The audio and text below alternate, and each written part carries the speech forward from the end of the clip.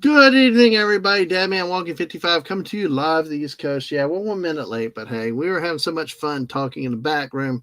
Who knows? Usually 3 hours at a minimum, but you never know tonight. Maybe it's a short night. Maybe it's a 10-hour stream tonight with my incomparable guest who knows a lot about a lot of stuff from weather to the RPG role playing game.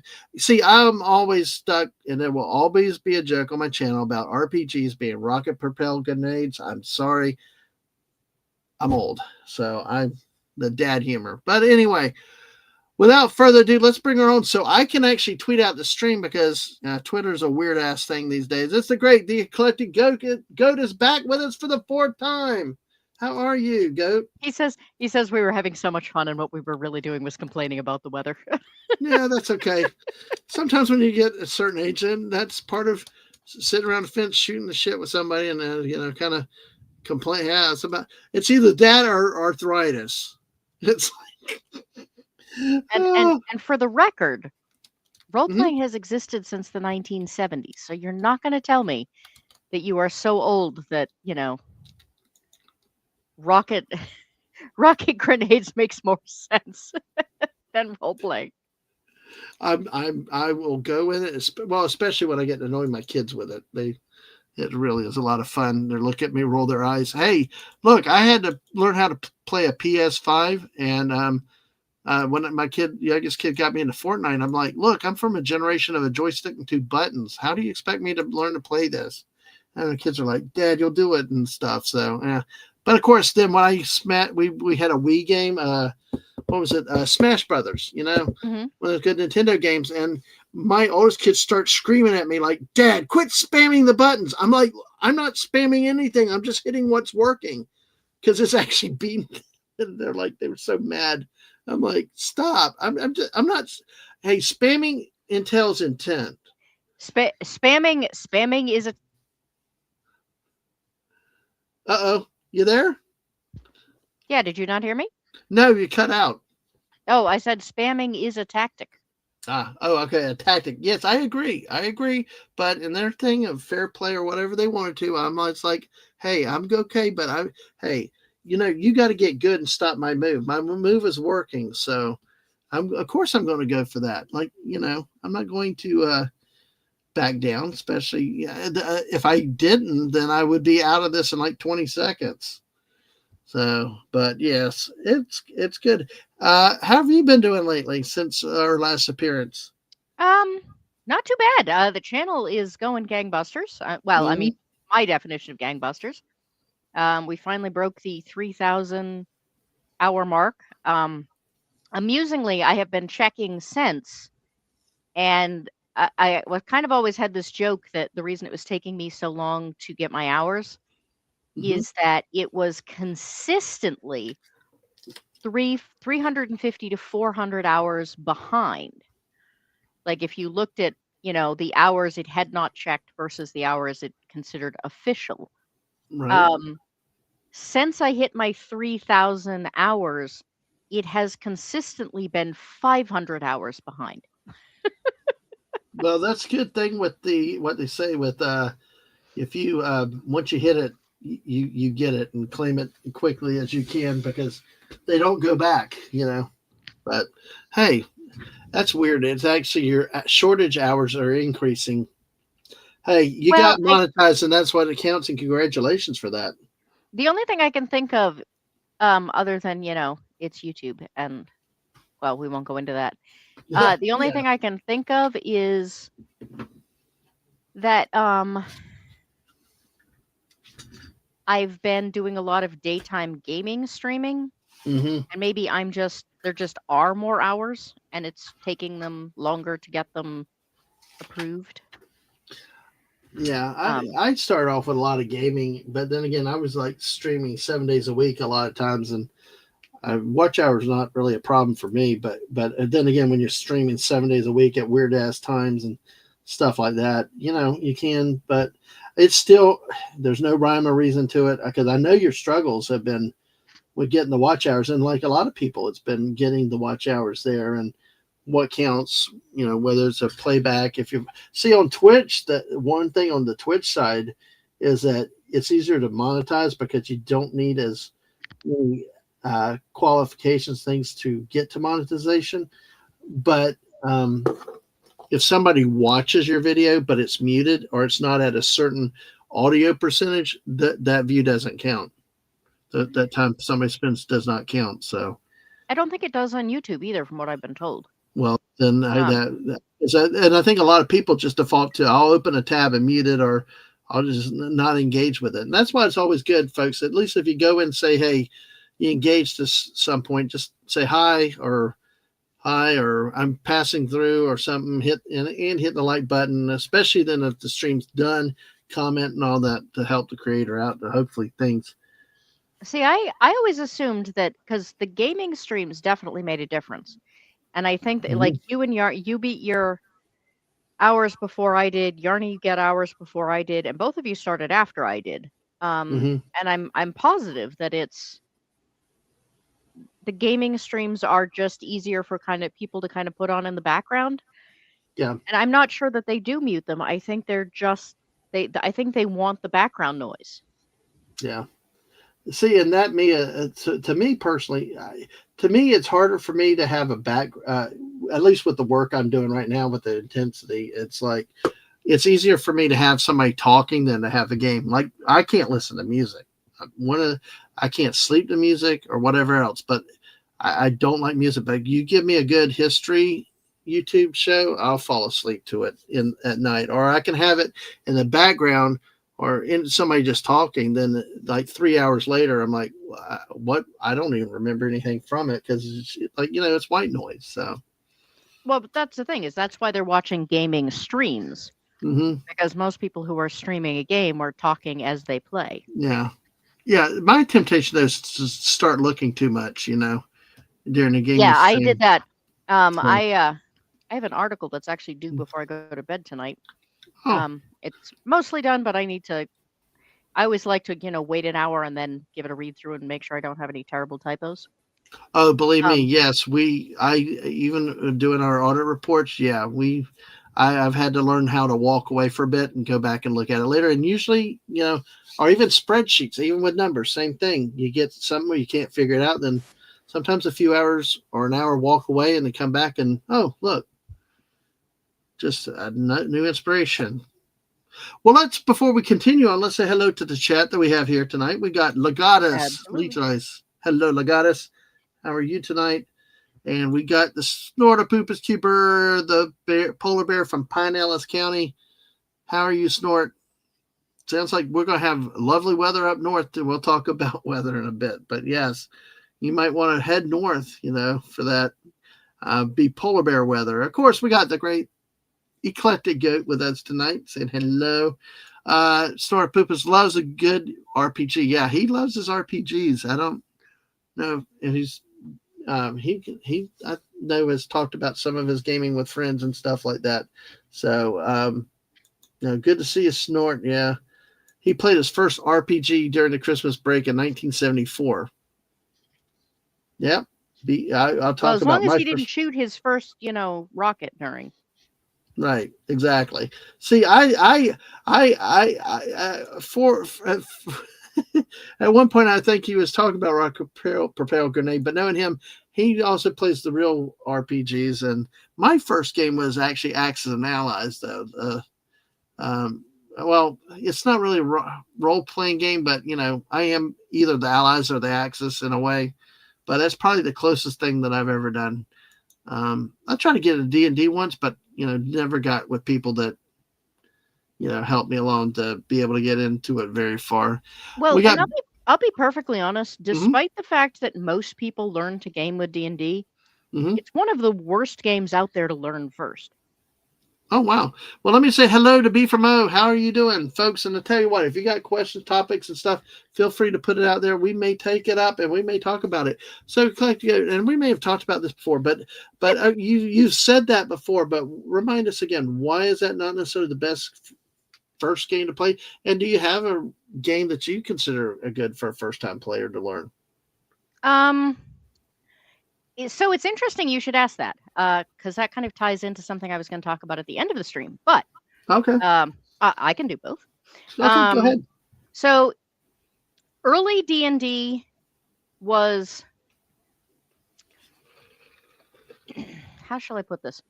Early D&D was mostly played by kids, but the system was designed by adults. It was very math heavy. It was not very intuitive.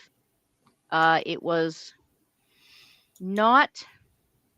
So the term in role playing for things with like a lot of rules is crunchy, and then you get what is called rules light, which is I mean, just what it says, rules light. Then you get what you call beer and chips games, which are games that are so easy to learn you could learn them all drunk. Oh, okay, like bowling. Okay, yeah. So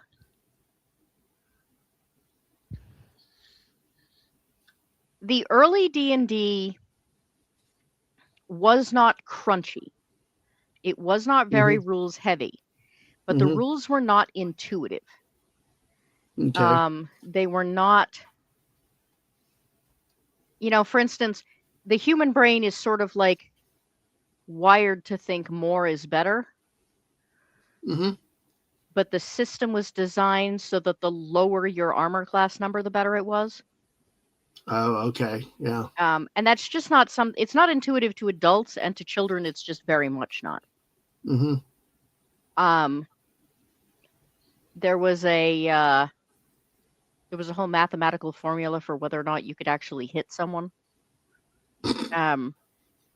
Which again, as an adult, people go, "Oh, THAC0 wasn't really that hard. Like all you have to do is this." Well, yeah, but I started playing at 8, and that was tough.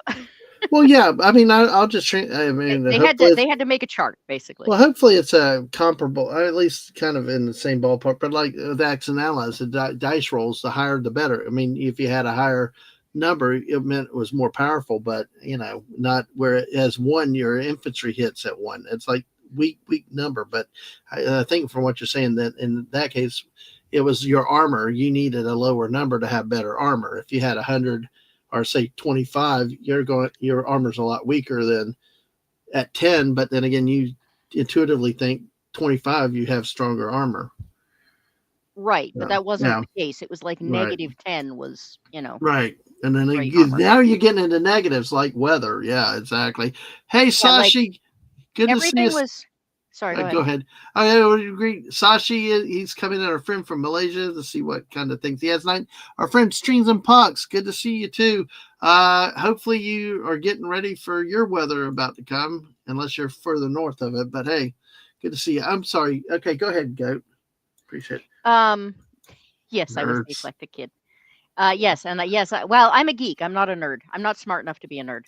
I know there's a technical difference between geeks and nerds. I've been told that, but I can't keep the two straight. So I'm not smart enough to be a nerd. Therefore, I'm a geek. Don't say that. You're very smart. If no, not, the glasses give you away. I collect useless facts. That does not make me smart. Smart is the ability to solve problems. That I haven't got. Yeah. No, my wife's like, why do you remember stupid crap like that, but can't remember taking out the garbage? Yep, all the time. Yeah. So anyway, the 5e, which is where things have kind of exploded for Wizards of the Coast, despite my absolute disdain for 5e, the system itself is not bad. It's easy to learn. It's intuitive. But then they decided they were going to make D&D everything for everyone. Yeah. And it now just has so many layers packed onto it. And it is so overpowered. I did a stream at one point where we talked about the fact that D&D has gone from being heroic, which is you're an average person that happens to be better at something than most people and has a sense of adventure and you want to do good in the world, to being superheroes, which is you can fight a full-grown dragon by level 5 and you're going to level cities while you do it. Kind of like Broom Boy out of Star Wars, where everybody has the Force. It's like Superman. Yeah. Like, but yeah, that's part of it, is that it used to be magic users were pretty rare. They had limited Hmm. spells. Fighters Right. didn't have any magic unless they had a potion or something, and those were very rare. It's Hmm. basically it's gone from Conan to Tolkien on crack. Or maybe the Amazon Tolkien, I guess. Sorry, just I, Or Thor. Think I like th- the Marvel version of Thor. It's very much. what they turned Thor into, like with Ragnarok, where he's a drunk comedian, fat guy. No, no, no. I'm talking Or about like power level. oh, okay, that he's I'm okay, talking power levels. It went okay, from Conan, which is, very low magic hmm, esque, yeah, to Tolkien, where, there's a greater presence in magic. People don't look at it suspiciously. There are hmm, elves, there are dwarves, they're fairly common. Um, to a superhero genre thing where gods walk around the street on a fairly regular basis and nobody bats an eye. mm, okay, yeah, Like that's where D&D has gone now. One of the reasons I enjoy Shadow Dark is that Shadow Dark took kind of the core of 5e hmm, and brought it back down to that more Conan esque. right. Um, there's Well, also a yeah, company that I really like called Vortex Verlag, hmm, and they made a 5e supplement, but it's set in Renaissance era Italy. okay, So there are certain classes you just can't play. hmm, Um, if you use magic other than like being, say, a paladin, because if your magic comes from God, that's fine. If you use hmm, magic otherwise, you're pretty much going to be burned at the stake. right. Um, so again, it takes the 5e system and it kind of brings it back down to the point where, like, you can't just bull your way into everything. I Um, gotcha. Okay, and that makes sense because I mean, rites of passage or having to earn levels and having to get to the things to the right levels through experience. I mean, and also what makes sense. Warriors. Like you use Conan. I mean, he wasn't magic. He's just brute force. And uh, yeah, we have it some of our games. I mean, even like something like Fortnite when they've overpowered certain characters or certain weapons, and it's like, I mean, my gosh, some people just become unstoppable. They become so unstoppable now with the games. Wes Cagel's not here. He'd talk your ear off about that. Well, now to your gaming, we'll have to get you into sorry, Fortnite sometime. sorry, I'm giggling at Snorta's. I'll catch up with Snortness. Yeah, I Snorapoopas is a bad bear, but he comes in with some really, really funny stuff. I used to tell Suppository people abuse. my character was a 20th level Dark Lord / refrigerator repairman. Hey, everybody needs a refrigerator repaired these days. Strings of Pucks is getting ready for Snowmageddon also. So yeah, you guys get ready. Uh, no, Sashi. No, this he's obviously talking Darth Maul.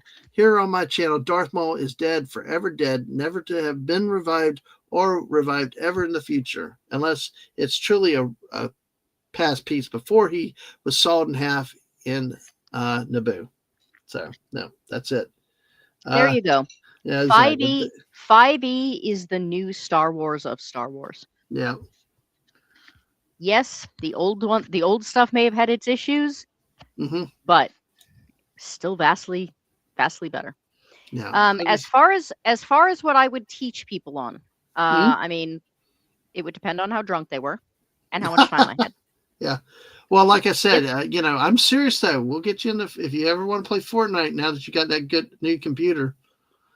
It's you can step out in that world. It should be fun. I mean, there are already jokes being made about the fact that I got a new computer so that I could play 25-year-old games. That's okay. Hey, they play real well though, don't they? So, and as long Pretty as they well. I had play, to do some yeah, had to do some modifications because the computer had a hard time being dumb enough. yeah, Um, yeah. but as far as role playing games go, Mm-hmm. um, if there was so if I was at a convention, Mm-hmm. I would take either an indie game called Invaders, Mm-hmm. which is family friendly, very, very easy to learn. You can play it for an hour, you can play it with 4 hours. The Hmm. point of the game is less about winning than about dying in the funniest way possible. um, That's kind of like the way Fortnite is for us. We just try to invent new ways to die and laugh about it. um, my favorite games to run and teach people on, if I have more time, Hmm. is Numenera, which is a game about humans. It's called Numenera, the Ninth World, and it's called the Ninth World because the idea is that human civilization has hit the has hit its peak technologically Hmm. and then destroyed itself 8 times. So the real world would be the first world. So we hit peak Hmm. and died, like almost wiped ourselves out 8 times. Huh. And in the Uh, ninth world, the humans are once again trying to rebuild. They're at about medieval level technology, but they are living on the bones of all of this incredibly high tech stuff. hmm.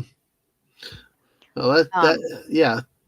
I see how I see where you're going with that because I that would be kind of cool to see to play games like that, and it's like you go backwards. How many is it kind of dystopian in a way? Not really. It's sort of like Uh, after this dystopian has passed.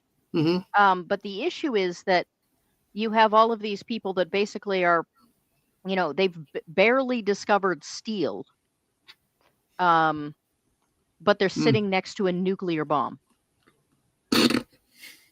Wow. Uh, Okay.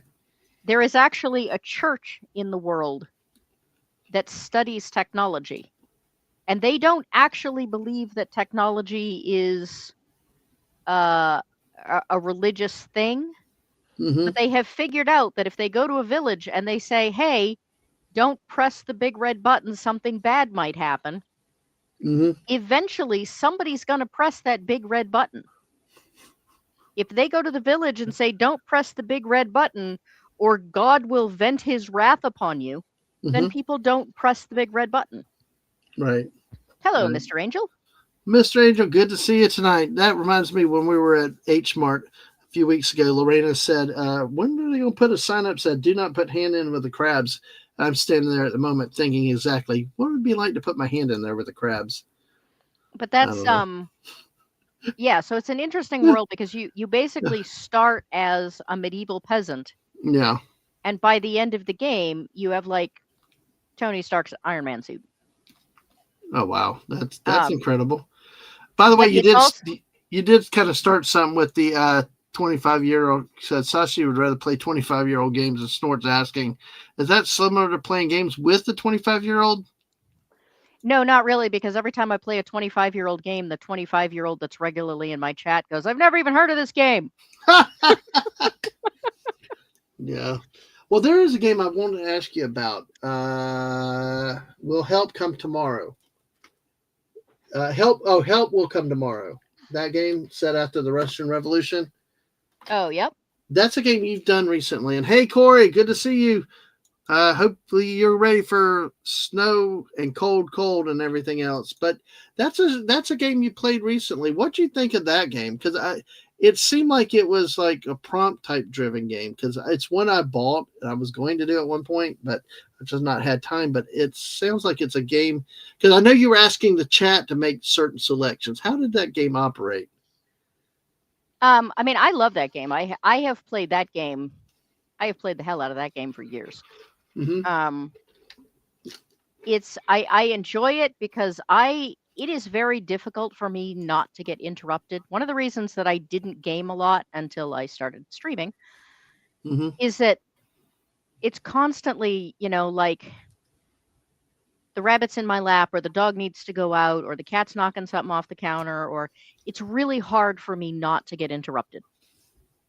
And you hit Mm-hmm. a game that, has a lot of action in it, I'm going to die Right. a lot. Right. Right. Um, so that game it's not even that it's turn based. It's not even like, oh, well, it's turn based. So I just wait until like it's the start of my turn and then I'm fine. Literally, if you have to stop the game at any point, You literally just leave it running and nothing happens. Um, it's a resource. Uh, it's a resource-based game, Hmm. but one of the resources is basically social skills because you start out with a team of 4 people who hate each other, Hmm. and if you can't make them get along, they will basically just refuse to work with each other and then they die. Oh, geez. Yeah. Okay. Um, and so you really like you have to figure out one of the reasons I was having the chat do it is I've played it so many times that I tend to pick the options that I know that I'm pretty sure are the safe options Hmm. or that I know are safe options, which means there are chunks of the game I've never actually seen how it can end Right. because I know choice, usually you get 5 choices and I know choice C is safe, so I pick that one every time. Huh. Yeah, I Um, get that. I understand that. It makes sense why you ask for people to to do stuff because, like you said, you enjoy a game, but there's so many different possibilities. You play it different ways to. Yeah, it's like some of the other games that if you take different options, you may replay the game and make different choices to see the different outcomes. I like that idea. well, Um, the reason I got into making the safe choices is that there are also different scenarios. And yeah, there's a scenario where you have to beat the tundra yeah. and like just not freeze to death. There's a version where you have to beat the tundra and you have to beat the rebels that blew up your train in the first place. Yeah. And then you have a version where you have to beat the tundra, fend off the rebels, and then the rebels all run out of the area and you have rabid wolves and a man-eating bear. And I A have bear. never been able, even on the Yeah, easiest setting, I have never yeah. been able to beat that. And understand, this isn't like the easy, medium, hard version, Right, because there's right, also easy, medium, hard. right. Um, this is just a scenario.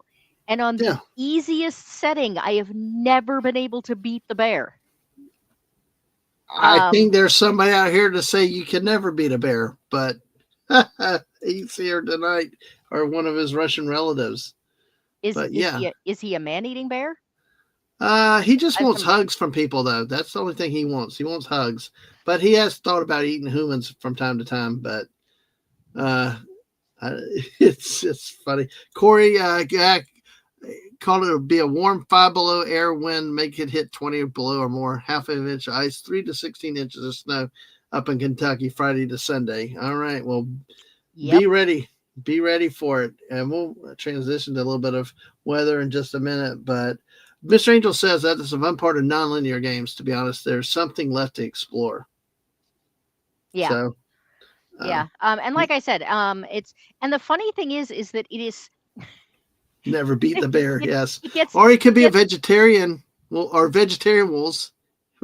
So, all right. no, I've definitely been eaten by the wolves several times. They are not vegetarians. Yeah. Um, so I have lost my train of thought now. Sorry about Um, that. Yeah, we do. my chat has begun referring to it as the misery simulator. Okay. Um, because it really is a depressing game, and the music is so gorgeous. Yes. It's Yes. so funny. I did. Um, Like I said, it's a game I've wanted to play because I've got it because I'll have to just experiment with it sometime. But it's just like you said, it's just it's something interesting to see the different potential scenarios. I mean, I've done that. I mean, with stupid options in other games, just to whatever. And like it says, don't bother. Don't ask this person a question. Well, I'll go ask them the question anyway because hey, let's see what they do. Let's see if they really get annoyed. Let's shoot the NPC every once in a while. well, And the issue is that I wanted to stick with the safe options because I wanted to get to the end of the game to try and beat the bear. right. Um, and Okay. so I kept playing it safe through the rest of it because I was trying to I was trying to figure out how to finish the end. But then I just got in the habit of picking the extra one. Can I circle back though because I did want to introduce my favorite game to teach people Yeah, to I'm love just going bear. to. It's called "Help Will Come Tomorrow." The Corey. I'm going to type it in the chat. that we're talking about right now. But go ahead, go back into your favorite Can I game. can I share my screen? Yeah, Is it allowed? yeah, you can. Let me just. I'm just going to respond to Corey too. I don't see your screen. Once you share it, I'll. Hang on a second. I gotta. No, I got you. Yeah, and the game we're talking about is Help Will Come Tomorrow. It's set in the Russian, just after the Russian Yeah, it's a Revolution. Russian historical game, and Hmm. some of the people are peasants, and some of the people are the bourgeoisie, and so that's why they don't like each other. All right, Burr, are you okay with the conversation? Pretty hostile to a certain population. I think he's. I think Burr will be okay because he said never beat the bear, and he's never been beaten yet. So, and he's Corey's had never heard of that. Oh, he's heard of it, never played it. Okay, all Yeah, right. it's a good like. I have 10 minutes while I'm waiting for a meeting to start, so I'll play this for 10 minutes because it Mm-hmm. doesn't really matter. I can stop it at any point. Right. Okay, Shadow of the Demon Lord. This is your favorite game? This is my favorite game to teach people on. It's Mm-hmm. probably one of my favorite games to run.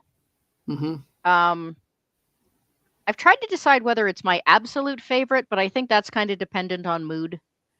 But Mm-hmm. it's very easy to learn.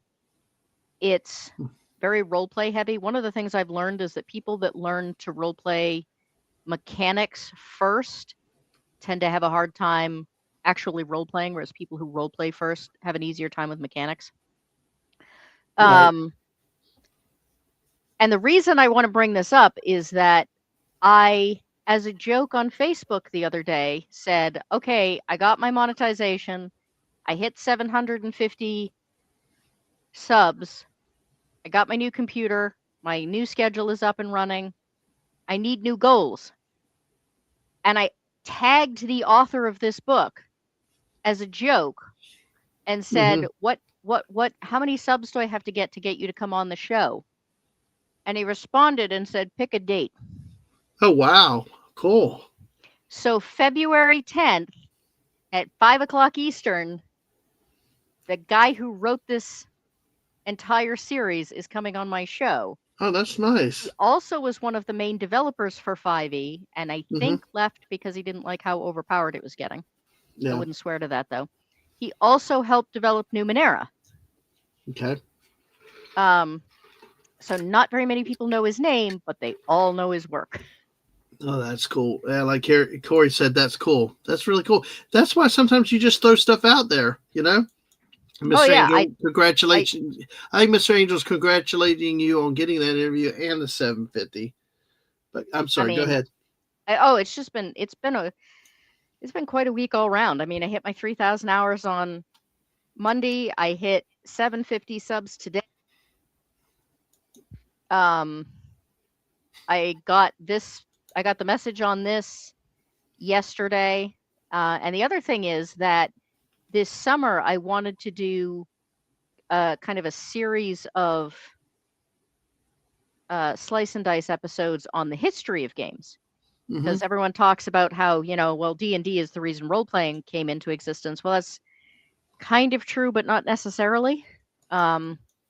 So I wanted to do a session on the games that led to D&D even coming into existence. Again, D&D had really good marketing. Um, and then I wanted to do a session on some of the games that came out at the same time that everybody kind of forgets about. Sometimes they still remember the game, but they don't remember that it came out at the same time. And I wanted to cover a game called Bunnies and Burrows, which came out in 1976, the same year as the movie Watership Down. It's based on Watership Down. It Mm-hmm. was the first game ever to suggest like playing a non-humanoid character. Traveler, which is on its fourth edition and has existed since 1978 or 79, I think, Mm-hmm. and like never went out of print. The guy who wrote it initially still writes it. Hmm. And then I was kind of torn. Gamma World is kind of in my interest. but it's really hard to Well, find somebody to talk about it. So the third one is kind of still mhm, in the wind, so to speak. right. Um, but I started looking around trying to find people who could come on and talk, more knowledgeably than me about, this 1970s game material. And now the guy who wrote Bunnies and Burrows and the guy who wrote Traveler are both coming on for that panel. There you go. They may be looking for places to go talk, and you just happen to. I mean, that's the thing is just put it out there. You never know. Worst Actually, somebody can say is no. actually, Mark Miller is apparently noted for being kind of like not. I mean, I've seen a couple of interviews with him, but I had been told by people, that he's can be not that he's rude or antisocial or anything. He's just like he just kind of doesn't tend to do a lot of that stuff. Right. Um, Yeah. so Not that was very everybody's so. exciting. Yeah. Not everybody's that Um, social. And and the Bunnies and Burrows guy got back to me immediately because apparently I had not made the connection. But this oh summer wow, is also the 50th year of Bunnies and Burrows. So wow. it worked out There you go. well for him. Great timing. A couple comments out here. Corey says for him, a lot of games mess up their world building. Bugs him if the world building is not good. He won't stay with it. How important Oh, is world building? same. Yeah. Same. Okay. What are some of the problems with world? Like in this case, what are some of the mistakes? What are I guess when world building goes wrong? What are some cases or what are some examples when world building goes wrong? Like I said, goes wrong, like that would turn Well, you off from it. I think there are a few things. Like if we're talking video games, I almost never care about the storyline of a video game because it just doesn't feel real. It feels like a forced excuse to go from point A to point B to fulfill a goal. Hmm. And I'm very goal driven anyway, so just give me the goals and I don't really care why I'm doing them. I'll just do them. You are with your Um, own channel too, because like you said, I need more goals. I get you. I oh understand that. yeah, if I don't have goals, I just I procrastinate a lot. Like I need deadlines, I need goals, and the busier I get, the better I function. Like I'm very type A. I function very well under pressure. Hmm. And if I'm not under pressure, I don't get out of bed. So, I I can um, understand that. Yeah, I've said the same thing about streaming. That's why sometimes when I go like last weekend when I was all the time streaming Fortnite, and it may be the same thing. I know that's everybody's cup of tea, but when I'm streaming more often, I'm better mentally, physically, and everything else. Even at weird times of night. But lately, work's been a little bit draining with that. But you can't fight the body. Sometimes you have to sleep, unfortunately. But I do understand that point. yeah, I So think I will feel more that I mean, fundraising is what got me this computer. So I yep. definitely feel like I need to keep up, the streams as I said I was going to. Hmm. That helps keep me focused. Yep. But I'm old enough that feeling like feeling like gaming is a responsibility Hmm. instead of a luxury feels weird to me. Yeah. Um, and I have a hard time overcoming that. I Yeah. think when I have more members, Mhm. um, I think then it will feel a little better to me. Right now, Right. I sometimes still struggle with, man, I really should be doing dishes right now, or I have an article that's due, or Hmm. No, um, definitely understand real life. I mean, and I think in terms of although this is money, when you're monetized, it's real life because you do want to serve the members that you have out there and provide, because they're paying for it. And but then again, like you said, the dishes mount up, the farm has to be dealt with. Yeah, real life it's work fine. I just calls and stopped stuff. sleeping. There, exactly. I try to stop sleeping, but lately I've had to sleep. Of course, Snortopoopas is always king of the naps, but Strings of Puck said his wife plays Black Ops and two-player just to walk around, look at the boards. And I'll tell you, that's why sometimes like I know Fortnite is not everybody's cup of tea because I like to keep going, keep the streaming, but I even burn down on it. I won't play it solo without streaming it because I don't enjoy the game by myself, but I enjoy the camaraderie, the laughter, and the group Yeah. fun, and the chaos and the crazy stuff out. I mean, I invent a new language all the time. come out with words, and everybody's like, "What did you say?" And of course, I like to say vehicle and theater for Snortopupus and my wife, just to get the lectures. But yeah, but it is something with, and but I think to me, especially with the Yeah, streaming Startup Traveler game, is awesome. I think especially with this gaming, is you make sure that you enjoy it and that you enjoy playing it too as you're doing it. And I think if you really enjoy the game you're playing, you'll find it easier to stream with it. Yeah, I've Period. been playing Tainted Grail: The Fall of Avalon currently.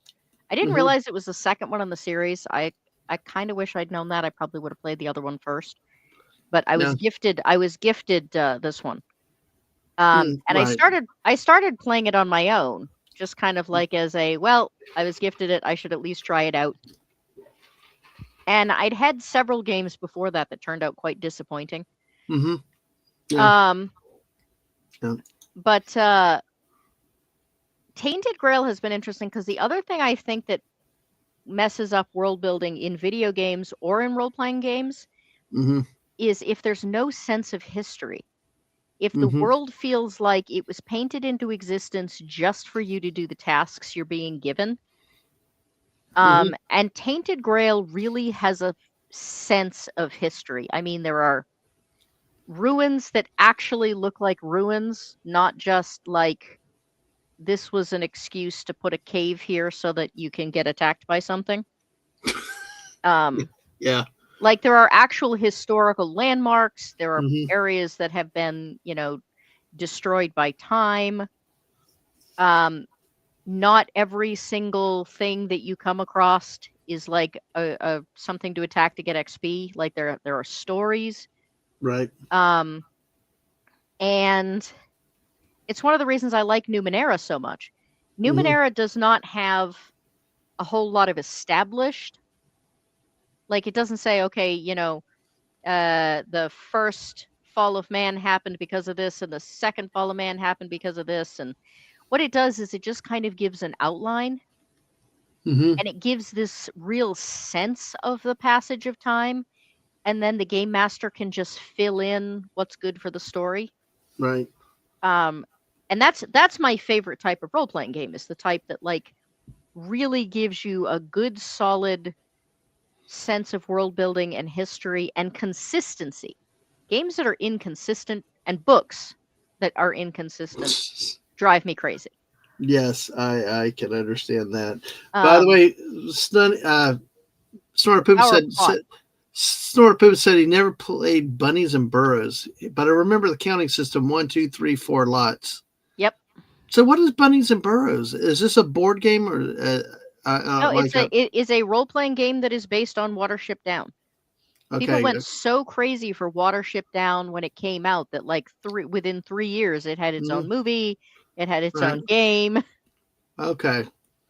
Um, Okay. All right. I yeah, mean, and it was a book that got turned down by 7 companies and was mhm. published by like one little like desperate tiny publisher who was trying to like make their name and hadn't really published much of anything before that. Um, and he apparently, it's one of my favorite stories, is that immediately after accepting it, he wrote to a friend and said, I have just agreed to publish a book about rabbits, one of them is psychic. Do you think I'm crazy? No, a psychic rabbit. Yeah, we got psychic. At least it's not a psychotic rabbit, but yeah, we got plenty of psychic. God, a psychic rabbit. That sounds cool. That sounds definitely different and great imagination and creativity. That's kind of good with some of the stuff is about the escapism. And I mean, like you said, there is an escapism, but then again, the bearing in some semblance of reality. Apparently, Mr. Angel, our resident alien, is want to buy a regeneration pod. 12 hours of sleep in 15 seconds only. Gosh, our resident angel. Now Corey says, and I've heard about the Oregon Trail because wasn't that like one of the early computer games or something? He Oh likes yeah, Oregon like Trail, but this, it was like yeah, it was almost a text game. I mean, okay, it had graphics, but they were rough. Yeah, he likes the Skyrim open world, but it's a pain but fun. So I've never gotten to Skyrim though. I But mean, that's very opposite ends of the spectrum right there. uh, because Oregon Trail is like you said, text, and Skyrim is very like a modern video game. The other thing is that Skyrim is very again, it's it's combat based. There's a lot of you know being dexterous enough with the controller in order to make things work. Hmm. Oregon Trail was about making smart decisions and hoping you were super lucky and the computer didn't just randomly kill you. You have developed dysentery, you die. Oh gosh, yeah. Just All right. totally random. Like everything's going great, you get food, everything's working fine, and boom, dysentery. You're dead.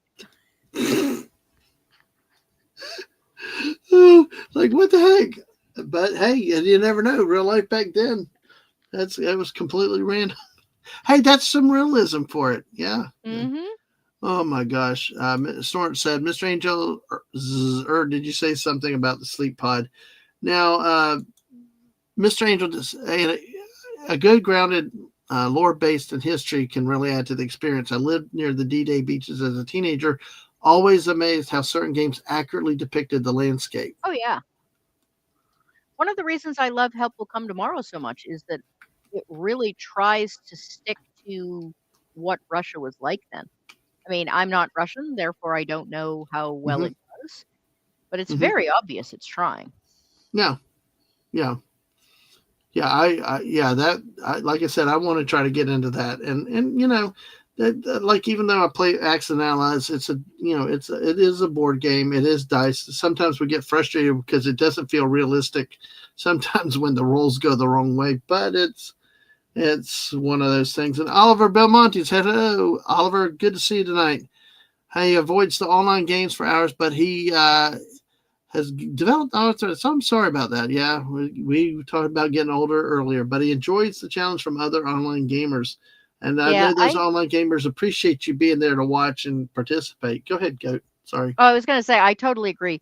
One of the reasons I only do I try to limit myself to about 2 hours. Hmm. There's a lot of talking, so I get to take breaks and stretch my hands and stuff. Um, Sometimes I go to 3 if things are going really smooth because I can't see I can't see the time because uh like the game blocks the only clock in that room, which is on the monitor. So sometimes It, I will accidentally like run over to like for a 3 hour stream.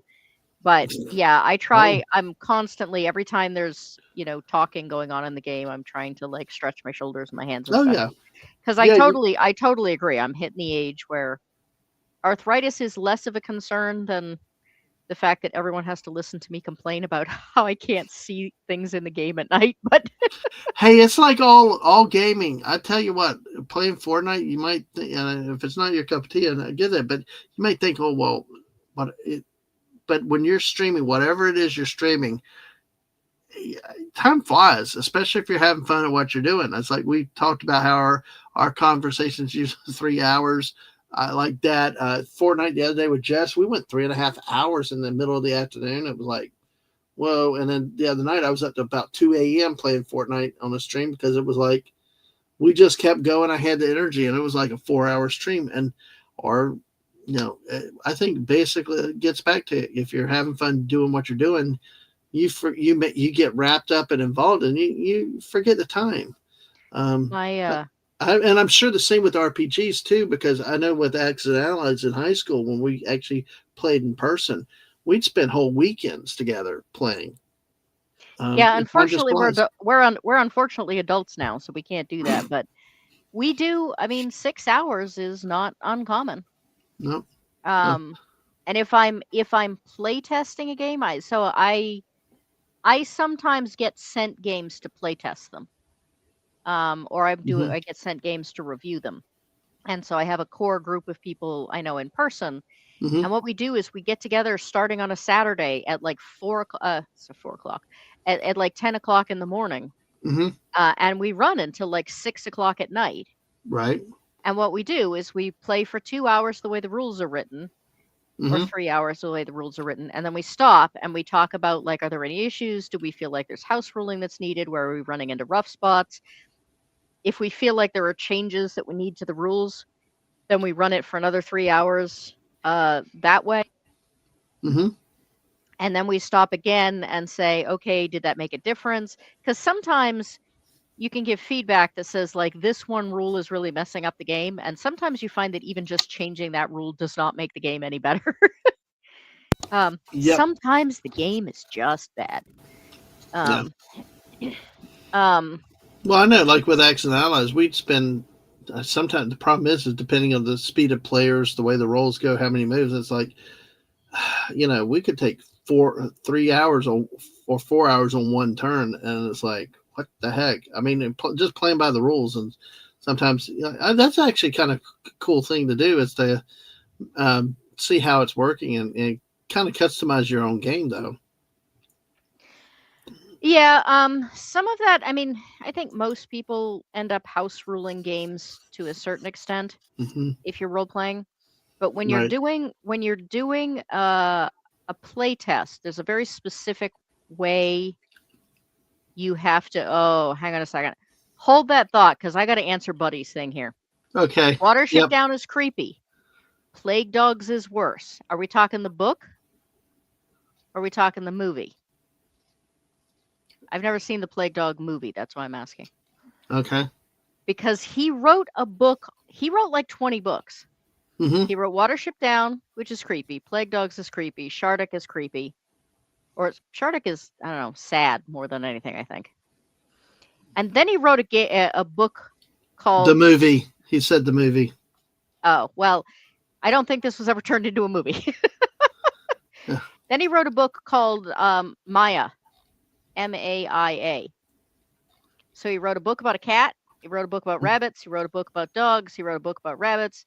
And then he wrote a book about a 15-year-old being sold by her mother into sex slavery. Wow. Now that's creepy.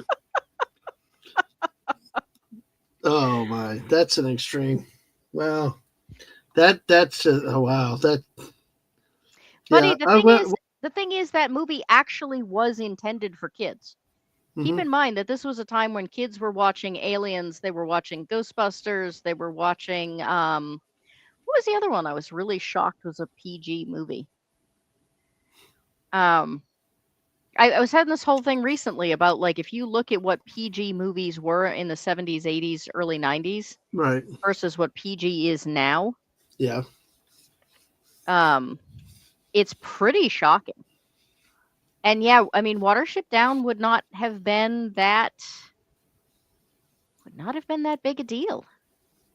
But I do agree with this point. Ghostbusters was Yeah. actively marketed to children I and has a know. I know. blowjob scene in it. I know that. Yes, absolutely. There's I'm going to I want to get to Gremlins. yeah, Gremlins was rough. I'm going to come back to this point here real quick. Howard the Duck was rated Howard the PG. Wow, Howard the Duck, and he was almost like Ted before Ted became a thing. Who You Framed know, Roger Rabbit was PG. yeah. You know, you've got that scene that scarred everybody with the judge there. You got the baby slapping women on the ass, like, and then you Oh, have Monster. was that And then, was that the cigar smoking baby too? yeah, same one. Okay, all right, all right. And then you have Monster Squad, which involves a fully grown man grabbing a like 5-year-old child by the neck and screaming, "Give me the amulet, you bitch," into her face. Wow. Yeah, Like, but see, try doing that in any movie now. I think wasn't PG-13 introduced after, was it Raiders of the Lost Ark, or was it later than that? Because I know at one point we did not even have PG-13 to. It's like the talk was, it was more than PG, but not quite R level. So eventually PG-13 was brought Temple in. of Doom and Gremlins were what followed. Okay. So there was about 84-ish, I think, then. Well, So Gremlins maybe was like, because see, Ghostbusters was in '84, so it makes sense it's PG, not PG-13. If Temple of Doom and Gremlins were in the same time period. So, But the Except whole, I oh, think several of those movies came out after PG-13 would have been in hmm, existence. yeah, well, could be like any 80 other new system. Ghostbusters came out the same year. Yeah, Ghostbusters came out in 84, Gremlins came out in 84, Temple of Doom came out in 84. right. Um, the Goonies probably would still be. So Goonies, I think, would be. Howard the Duck came out in 86. Yeah. Why That is would it be like, PJ? I don't even know if you could get away with a PG-13 on that I don't know. nowadays. Probably an R, but yeah, but that's the thing is, who judges these things? Judgment is often, many times, very Who subjective. Framed Roger Rabbit came out in 88. Yep. Poltergeist came out in 82. That was also PG. Right. Oh God, I can't. That surprises me, but Monster Squad came out in 87. right. So that came out after PG-13 was a thing. And we said hello to buddy. Let me say hello to one person over, Savage Brewski. Hey, Hey, hello, Brewski. governors. Hey, I'm sorry I'd missed you for a little bit. I'm just checking. It's okay. Checking I around. said I know hi. we're behind a bit. All right, all right. So, so we got a lot of activity in here. Some about the Oregon Trail. Let me get caught up with the Trent real quick, and we can go further on this because the animated movie issue was something we had kind of talked about before, and about dumbing down with kids. So we can use that to springboard into that. Think of an Oregon Trail game, but it's open world with the same hard mode on the OG one. Oh wait, Oregon Trail, the gateway game to the Donner Party. Jeez, thank you. Snort said, I played at a couple good Middle Earth based games. I enjoyed playing Hobbits, but all our GM would run a handful of games and poop out on us. I know. Ooh. You can't poop Snorta, out. you need to. I'm restarting all the games that petered out over the holidays. You need to come play with me. All right. Do you do online game running too? Yep. Oh, I wow. actually I started doing so. I started out with 2 games online. One of them was because my brother lives in California and I never get to see him otherwise. Mm-hmm. So that's our way of socializing. Oh, okay. So I run for him and a couple other friends of his once a month. Um, and then I started a game because there were a bunch of people who wanted to learn how to game. They were interested in role playing, but they couldn't find a group. And Oh, so interesting. I started a Numenera game as kind of a, because I figure like sometimes it can be intimidating to join a group if everybody knows what's going on except you. Mm-hmm. So I had like 5 people that all said, I really want to learn how to play. Mm-hmm. And I said, well, I'll put you all in the same group and then you're all in the same, and Mm-hmm. you're all on the same level. Yeah. Well, see, I don't mind learning with another group. It's nice to have somebody that you can trust, so you don't get fed to the lions, that type of thing. But yeah, it's sometimes you don't feel comfortable in those situations. But yeah, that's been one of my biggest problems getting into gaming like that is that my kids do it. They got friends and all this stuff, but I, I mean, you're probably one of the only people that I know that runs games like that or plays games on that like that. So I understand that. So let's I will do. say it's getting harder to find game masters these days. Yeah, I will. It's probably like life and everything else as we get older too. Is how much time we have in a day. But yeah, because Well, the game masters are a big thing. Because is there a code of ethics with game masters? Like the, I mean, how do you know? Is there a way you tell this is a okay. a good one from a bad one? I guess. This is a touchy subject. There are a lot, and this is one of the things I think really ruined D&D. And it's one of the reasons that it's hard to find game masters because again, most people learn on D&D, and D&D has made it really rough on game masters. Mm-hmm. They and a number of other systems are now pushing what they call safety tools. And Okay. they can vary from everything from handing all of your players a checklist of things that they are not comfortable having in the game, and so those things get banned from the game. There are things called red cards where you put out a red card if the game is going in a direction you don't like, and then the game master has to change it.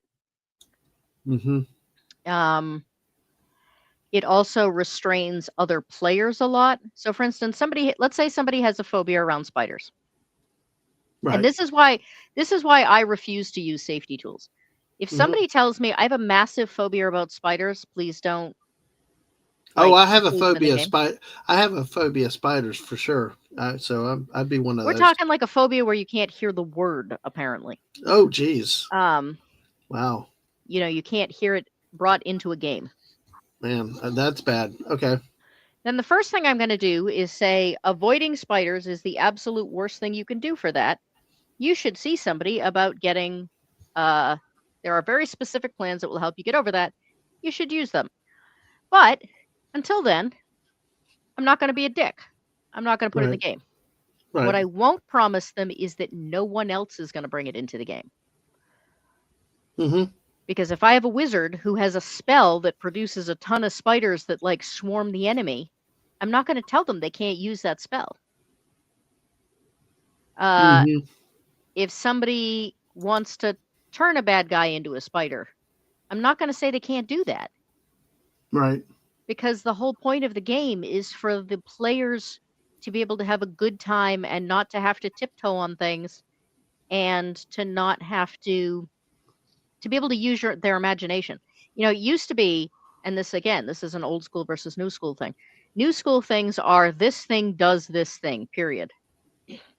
Old school things used to be, what happens if I take this thing and combine it with this thing and throw it at the enemy? Sounds fun. Sounds like imagination, you know.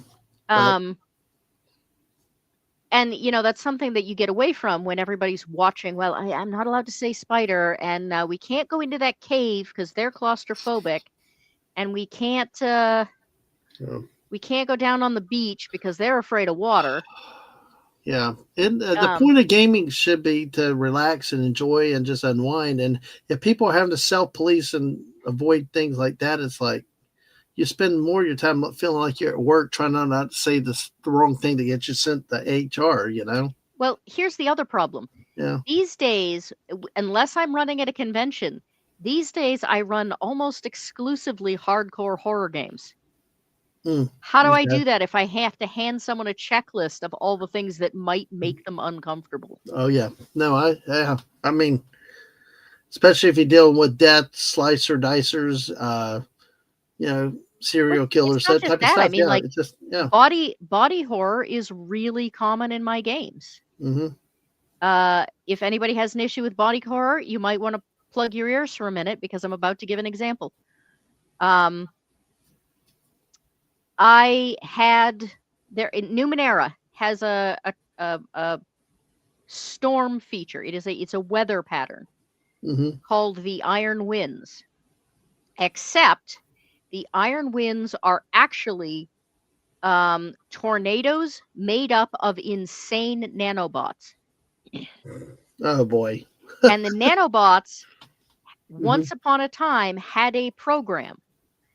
And so every time they touch down, they perform this insane version of whatever their purpose was. Yeah. I had a game I ran where the Iron Winds came through, and the nanobots once were basically like Star Trek food replicators. Right. So when they touched down, they turned the entire landscape into rotting meat. Oh gosh. Wow. Okay. And I described it in great detail what it was Yeah. like walking through it, what it smelled like, the Yeah. sounds it made when it sucked at their boots. Yeah. If you don't like body horror, you shouldn't be in my games. No, exactly. Yeah, exactly. It's like if you go one of the one of the most frustrating things was like a movie. If you can't deal with horror in a theater, don't go watch it. Because and if you can't, this one lady ruined my wife's experience for I Am Legend because I watched it with my mother-in-law first time and it was dead silent. My mother-in-law beat the crap out of my knee because of the jump scares and stuff. But when I went with Mhm. my wife, two seats down, this lady kept laughing the whole time during the quiet scenes. If you can't handle something, if it's not your thing, just don't do it. Don't But it's just, I mean, it but it's sounds to like, me like she laughed when she was nervous. A lot of right, people. exactly. Don't go, don't go into a theater with everybody else if you can't handle it. Because my wife But was it's like, the movie lost all effect with her because of that. It was, you needed that dead quiet. It yeah. made a difference with it. Let's catch up on the chat real quick, uh, and we'll keep going. I would go through this quick. Corey's talking about Oregon Trail. Scout a place across the river. After an hour, get back to the wagons. Find everyone dead. It fell 30 seconds after you get back. Mm-hmm. Legatus, his brother and him, and his brother and his friends got bored with the regular risk board, so they expanded it to 3 times the territory, including Antarctica. See, that is wonderful creativity. Mm-hmm. That is wonderful That's how my husband. creativity. I Yeah. always tell people that's how my husband got into Warhammer, Mm-hmm. Warhammer 40K. Yeah. Chess bored him because there are only so many moves you can make in a game of chess, and the Yeah. pieces can only go so many different directions. Right. Warhammer, you have hundreds of different options to go in 1,000 different directions, and the board changes every time. Yep. I haven't gotten into that, but I know you people paint the figurines and stuff like that, so it's a big thing there. Um, Yeah, there's a joke that there are people that play the game and there are people that paint the minis. okay. Strings. Howard the duck was disgusting. B from O like Howard the Duck. Let's see. Mr. Angel's coming up quick. Man, look at the hang time of that cut off zombie head, Gen X kids. So let's see. We got this about the PG-13. Okay, Snorter Poop is checked out earlier. He said been fun stumbling down memory lane with Aw. everyone. Bedtime for old Burr, 99, every human. We'll see you sometime later, Burr. Was he around? Was he around when I told him he needed to come game with me? I think he might have been. I don't know. But if not, I will remember. I will pass the message along to him. Okay, I will do that. Awesome.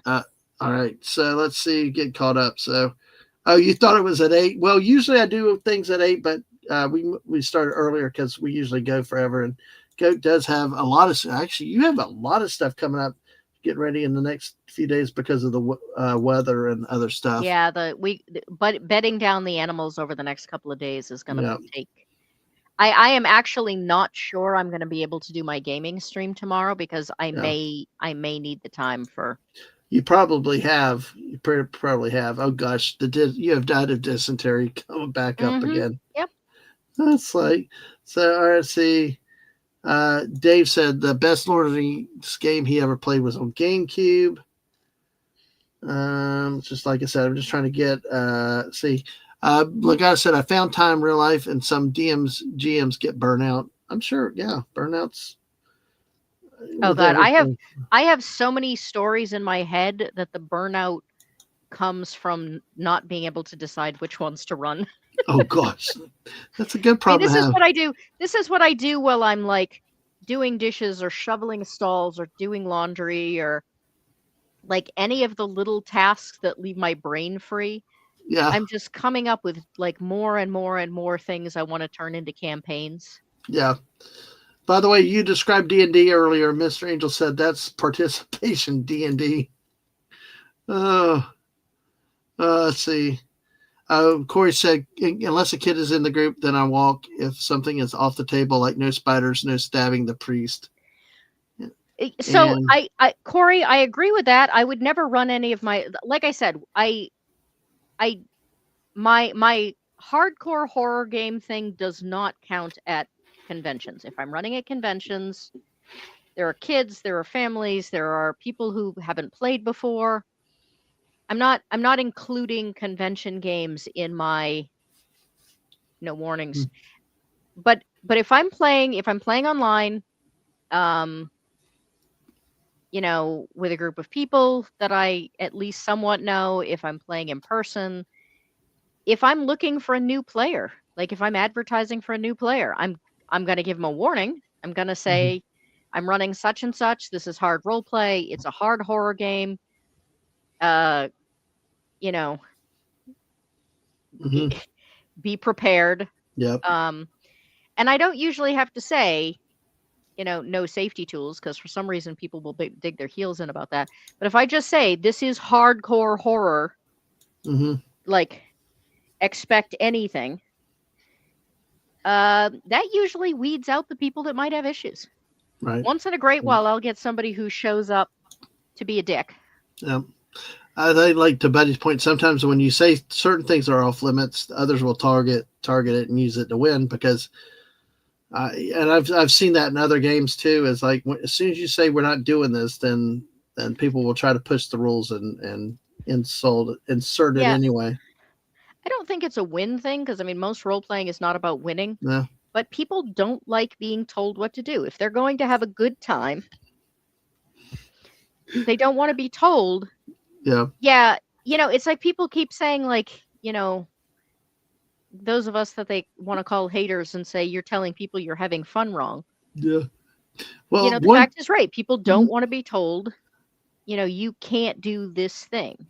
there's one person in our chat that has joined that does not like being told what to do, and he hails the Clown Prince from New Jersey. Wes Cagle, how are you? Don't tell him what to do. Wes, great to see you in tonight.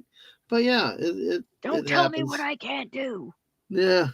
Oh, Mr. Angel, the art called me by the wrong pronouns. I would call a red card nag, nag, nag. The game was intended to explore your imagination, but your limitations not to stifle it. Yeah.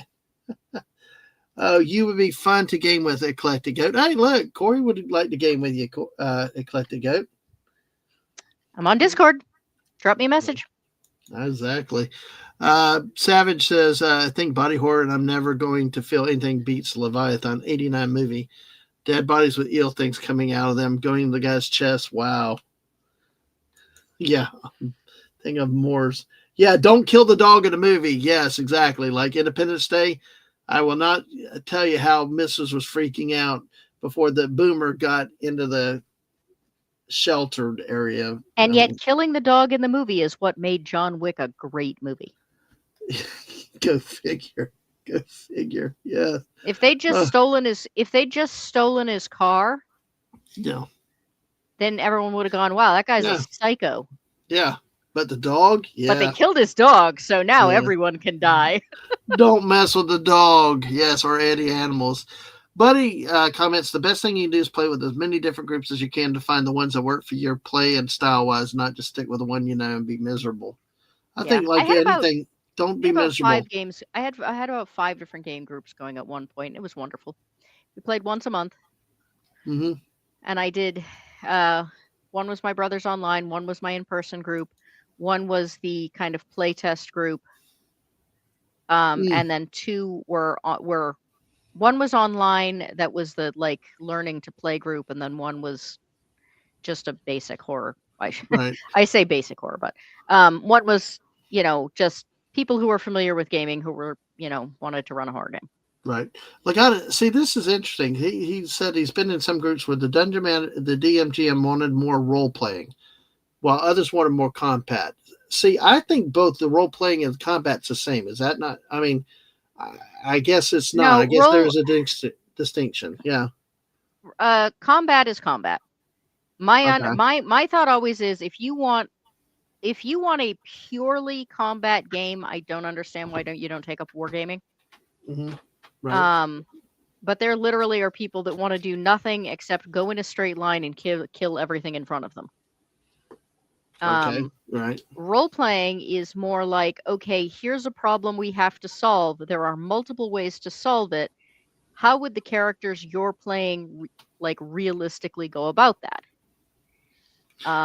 Which could involve not combat. You decide not to fight. You maybe take another path or avoid a fight. I play tested a game recently that was a murder mystery. The whole point was to solve the murder. Mm-hmm. Until the very end, there was no combat. Mm-hmm. Oh wow! Okay. It was about using skills their players had to solve a problem. I played when we play tested Night before I did my review this week. And that was a mystery that kind of devolved into combat, that then devolved into negotiations with the enemy party.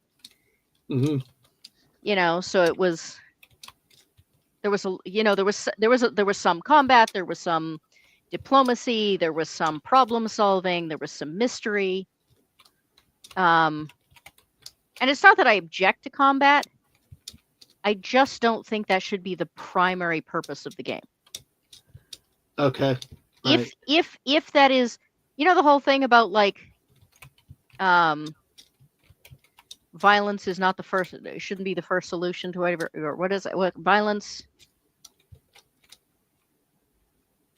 I'm brain spazzing. What is the very common term? Violence begets violence. No, there's like a violence. Violence is the first reaction, or something like that. Oh gosh, resort to violence. First instinct to resort to violence or fighting. I mean, like if you have players that are combat heavy. Mm-hmm. I mean, if you have a player who's playing a psychopath and they're like, I'm itching, I got to kill something, and if I don't find a bad guy, it's going to have to be, some lady in an alley. Mm-hmm. That might be true to their character. That might be a reasonable reason to, I don't know, how to have them get in a fight in a boxing ring or something if they can't control it or whatever. Yeah. I'm just saying that, like, it needs to be a realistic way for the problem to get solved. Like, I find it really boring if it's nothing except go from point A to point B, fight the thing at point B, go to point C, fight the thing at point C, right. Go to point D, fight the thing at point D. Mm-hmm. It's boring for me as a game master. I don't understand how it's not boring for players eventually. Yeah, I see what you're saying. It's fighting for fighting's sake. If what's the next battle, it kind of takes the fun out of it. It takes the brain work out of it a little bit. In the kind of the fictional part of the role playing game, actually getting into the character.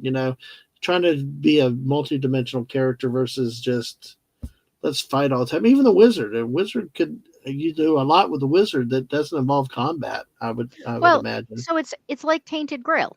I said I was really enjoying Tainted Grail because there were points where, like, you go in expecting, if you're used to video games and you're used to, like, you go to the cemetery crypt and you're going to fight all sorts of, like, undead bad guys. Mm-hmm. And then you're going to find the necromancer at the end, and that's going to be, he's going to be the boss fight, and that's how it goes. I went into Tainted Grail, and there's a whole section where the first undead you meet is an undead servant who basically does nothing except spend eternity taking care of, like, gravestones and anyone who gets restless. Oh, wow. And then, yes, there's a bunch of, roaming undead bad guys. And then you get to the necromancer, and he's a perfectly reasonable fellow who just, like, was doing some experiments and they got out of control. Well, that reminds me a little bit of a movie I just saw recently. We Buried the Dead, and it was like all the zombies were different type of things. And it's like one was, a couple finally became, they would attack people. One just was his family was dead, and all he wanted to do was try to bury the bodies. And the main character came in and, took care of him and finished burying them all. And it was like different types of zombies, because we're all used to the zombies that automatically come to want to eat your brains out. It was interesting seeing that.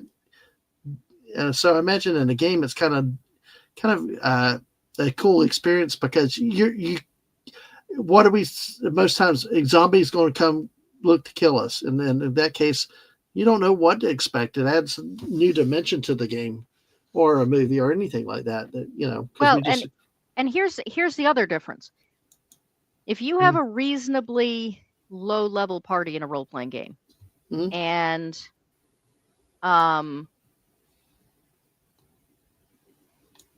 I just saw your message. Like 9-ish would be good. Okay. All right. Cool. I mean, it's not a hard cutoff, but 9-ish. Okay. That works for me. Okay.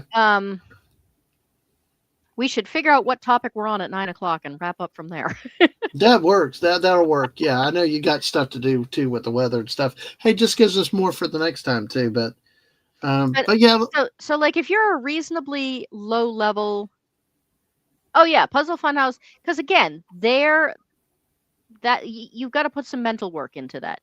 Mhm, Yes, it might be more physically related.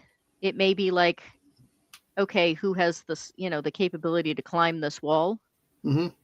Though I think those must be where the Saw movies came from, Oh, it honestly. must be. I can't watch those. I can't watch those. Just But if you're like a level 2 party, mhm, and again, this is old school because probably you'd be fine nowadays, but and you need to get to point B, but there's a sleeping dragon in the way. hmm, A role-playing heavy party is going to yeah, say, okay, how do we get by this thing? Um, what do we do to get to to make our goal? mhm. Can we go around? Can we go over it? Can we go by it? Are we going to wake it? Um, a combat party is just going to say, well, I mean, it's a dragon and we're level 2, but it's in our path, so we must be supposed to fight it. Oh And then they wow. will get themselves killed. Well, by the way, we got a dragon in the chat just as you said it. Hey Tina, how are you doing? Speaking of dragons, Exactly. this one Yes. is apparently not sleeping, though. No, it's a friendly dragon. Although she's after Snortopoopas' fur for a carpet, but hey, they're always battling. Snort left earlier. Uh, Corey said the most fun he had in a D&D game I had there was 9 fight in the whole week, the whole 6-week run. He had us break the world without fighting to make us think. Hmm. Yeah, that's Yeah, great.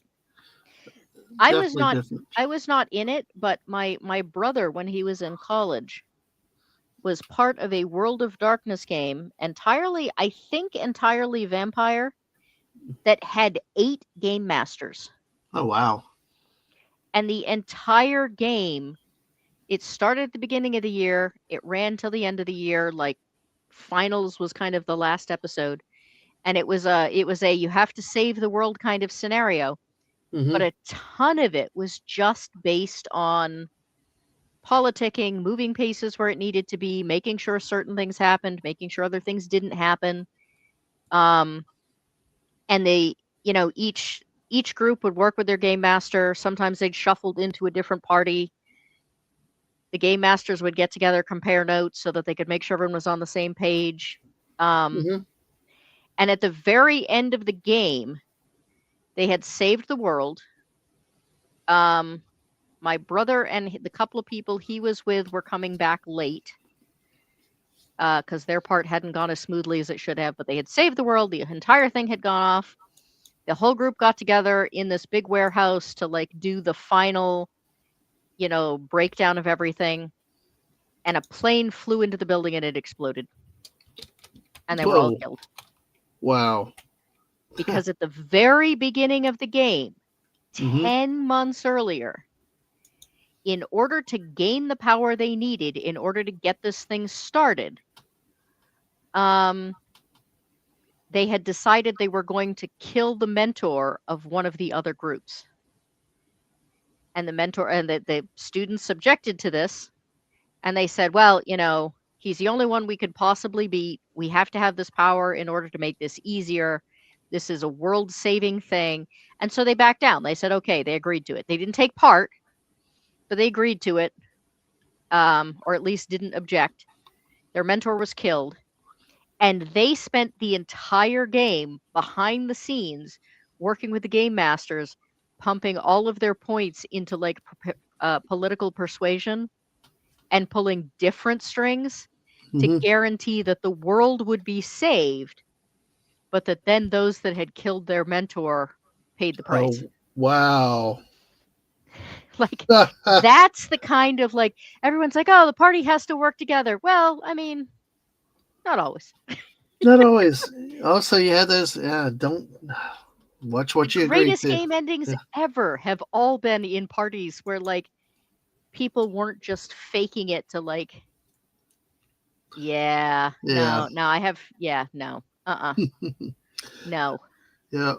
Well, I want to hit a couple other topics real quick while we have it. In the remaining time we have, I did want to come back to this topic here because I do think it's a point.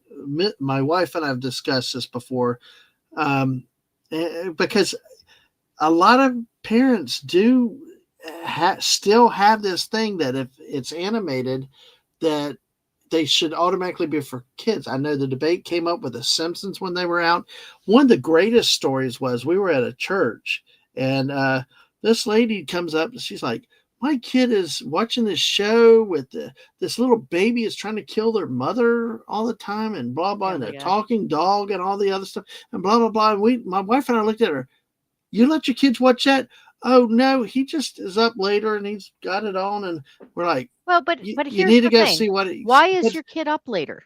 Well, that okay, that's one thing, but then two, and it's like she's uh, why don't watch what you are your kid is watching. See, like Beavis and Butthead is a classic example. Shows like that. It's animated, but it's not a kid's show. Yeah, I mean, Sims, go ahead. my mother says all the time, like there are certain things that she says, I'd probably like this, but and I know that, they make cartoons for adults now, and I would probably like this storyline, but I just can't. I'm too old to get past the idea that cartoons are for kids, Yep. and I Hey, just can't get Erica. into it. Sorry, real quick, Erica. Hey, Erica. Thank you for the quick hi. She's overseas across the pond. I know it's really late there, but thank you, Erica. Hi, I'm Erica. Nice to sorry. meet you for 2 seconds. Yes, exactly. Goat. This is Goat's fourth time on. I'm sure you'll be back on again. But yeah, it's one of the crazier things to. Oh, Tom's also in a quick drive by. Hey, good to see you, Tom. Of course, drive by in the States means a different thing. Hi, Glad to see Tom. you in there. Everybody, make sure you hit that like button. And if you haven't subscribed, subscribe to our channel and we keep growing and stuff like that. But it's been a raging debate. I remember when The Simpsons came out, Bart was being disrespectful, this, that, and the other, and all the bad example for kids. And it's like, even though The Simpsons is by modern standards is a mild show in the early days, it was like, why are you letting your kids what is I'm in college, I liked it, why are you starting to lecture everybody else just because the show is animated? What is it? Because we've had, I mean, even Star Trek, I just there've been so many cartoon shows before that have dealt with more adult themes and stuff like that. Maybe not the open disrespect. We can all have our conversations about, is The Simpsons a good show? Is it what? But the whole point is, a lot of people default to it's animated, it should be for kids, and it's really not. And that's where I wanted to get in on Buddy's point there because, yeah, eat my shorts, don't have a cow. It's Uh, yeah. It's not. It's not just the animated thing. It's it's super weird to me. Um, there were people who took children to see Deadpool, the last Deadpool movie. what? Uh, Um, oh my like a gosh! lot of them. Well, you mentioned that, and I can't remember what movie it was. It was probably a horror or really violent action movie, but somebody actually had a baby in a car seat with them.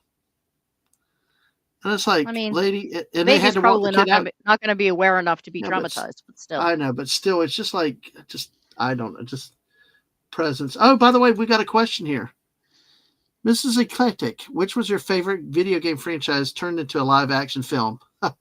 Mortal Kombat, Super Mario Brothers, Tomb Raider, Resident Evil, Prince of Persia, Sonic the Hedgehog, or Uncharted? Well, see, the problem, Oliver, is that I tend to like the things that no one else has ever heard of. Um, I've watched people play Mortal Kombat. I never played it myself. I did play Super Mario Brothers, but I didn't watch the movie because it was not my cup of tea. Um,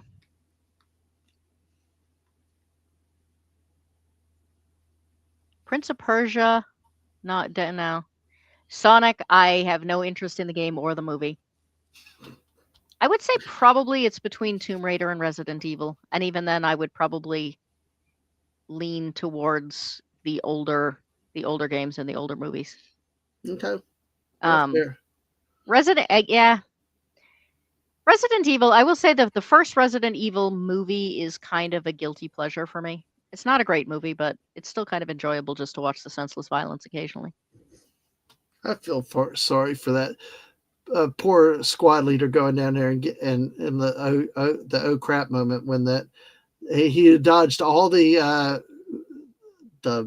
booby trap coming at him, and then with all those small grid lines, there was like oh shit, I'm screwed moment. Yeah, and But as a special effect, I think that was kind of a first time thing. At least I remember when it first came out, it was the first time I'd ever seen anything like that. Um, and it was very striking at the time. mm-hmm, yeah, I will say of all the that's the one that actually has kept my interest a little bit. I've watched parts of others. I think I saw one of them in the theater, but it got weird for me with the Umbrella Yeah, there we Corporation and go. all the There we go, Legatus. I'm waiting for a Frogger movie. Frogger. No, there was Space Invaders, but it was a different thing. So, Mr. Angel says OG Tomb Raider, Resident Evil, Pop Sands of Time. Yep. I think though with that, to me, I'll be honest. See, this is where Eclectic Goat and I have a very different interest in a lot of ways, but yet we still can kill 3 hours most times. I think that's what's so cool. Um, uh, Although we do talk a lot in common, but still, I know you have more reading and writing, and of course board games. I'm more video game and other things. But see, to me, I love the Super Mario Brothers. It was a great movie. It was wonderful.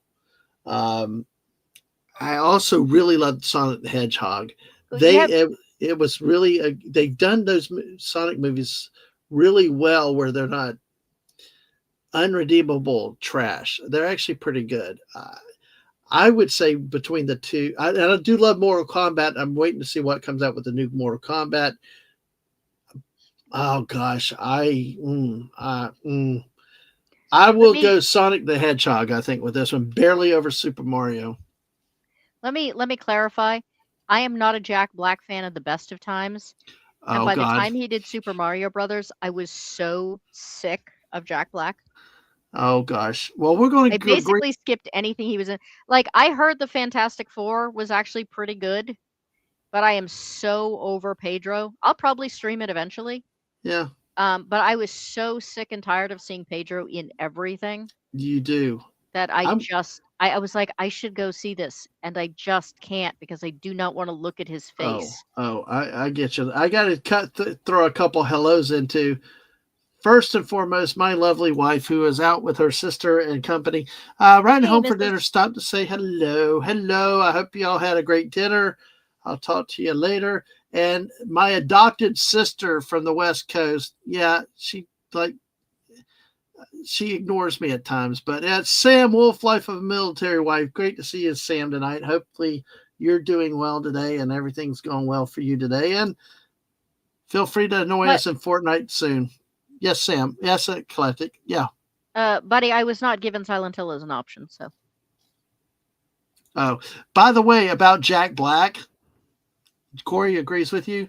You know who it is for the wife and me? Will Ferrell. I don't like him either. We hate Elf. We just everybody with Elf as a Christmas movie. We cringe. We just can't. It's like I never got past the preview. I was like, why would anyone watch that? I The only thing I have ever liked Will Ferrell in was Megamind. he was good in that, and also on Saturday I Night love Live. Megamind. And sometimes in Saturday Night Live, one of the greatest skits that we've had. I need to tweet it out there and share the link with people. But Saturday Night Live, when it was funny, had a skit with him on it where it was the Good Morning Sunshine show. You know, like all these local TV shows, happy and all. Well, the teleprompter went out. And my wife will tell you, seeing the backside of news production and all, they read. And the teleprompter went out. And basically what happened, they all fell into cannibalism. It's no words, please give us words. And it was like, it was hilarious. And Deeple, hey, hell to Ohio. Good to see you tonight, Deeple. Hope you're doing well. So because that was what we thought was Will Ferrell, but like Jack Black, he's another one. Didn't like School of Rock. And also then what did they do with Disney and the I guess was it the Ahsoka or was it the Andor? One of the show series that they just had, they throw him and another famous person in it out of nowhere. Like, why?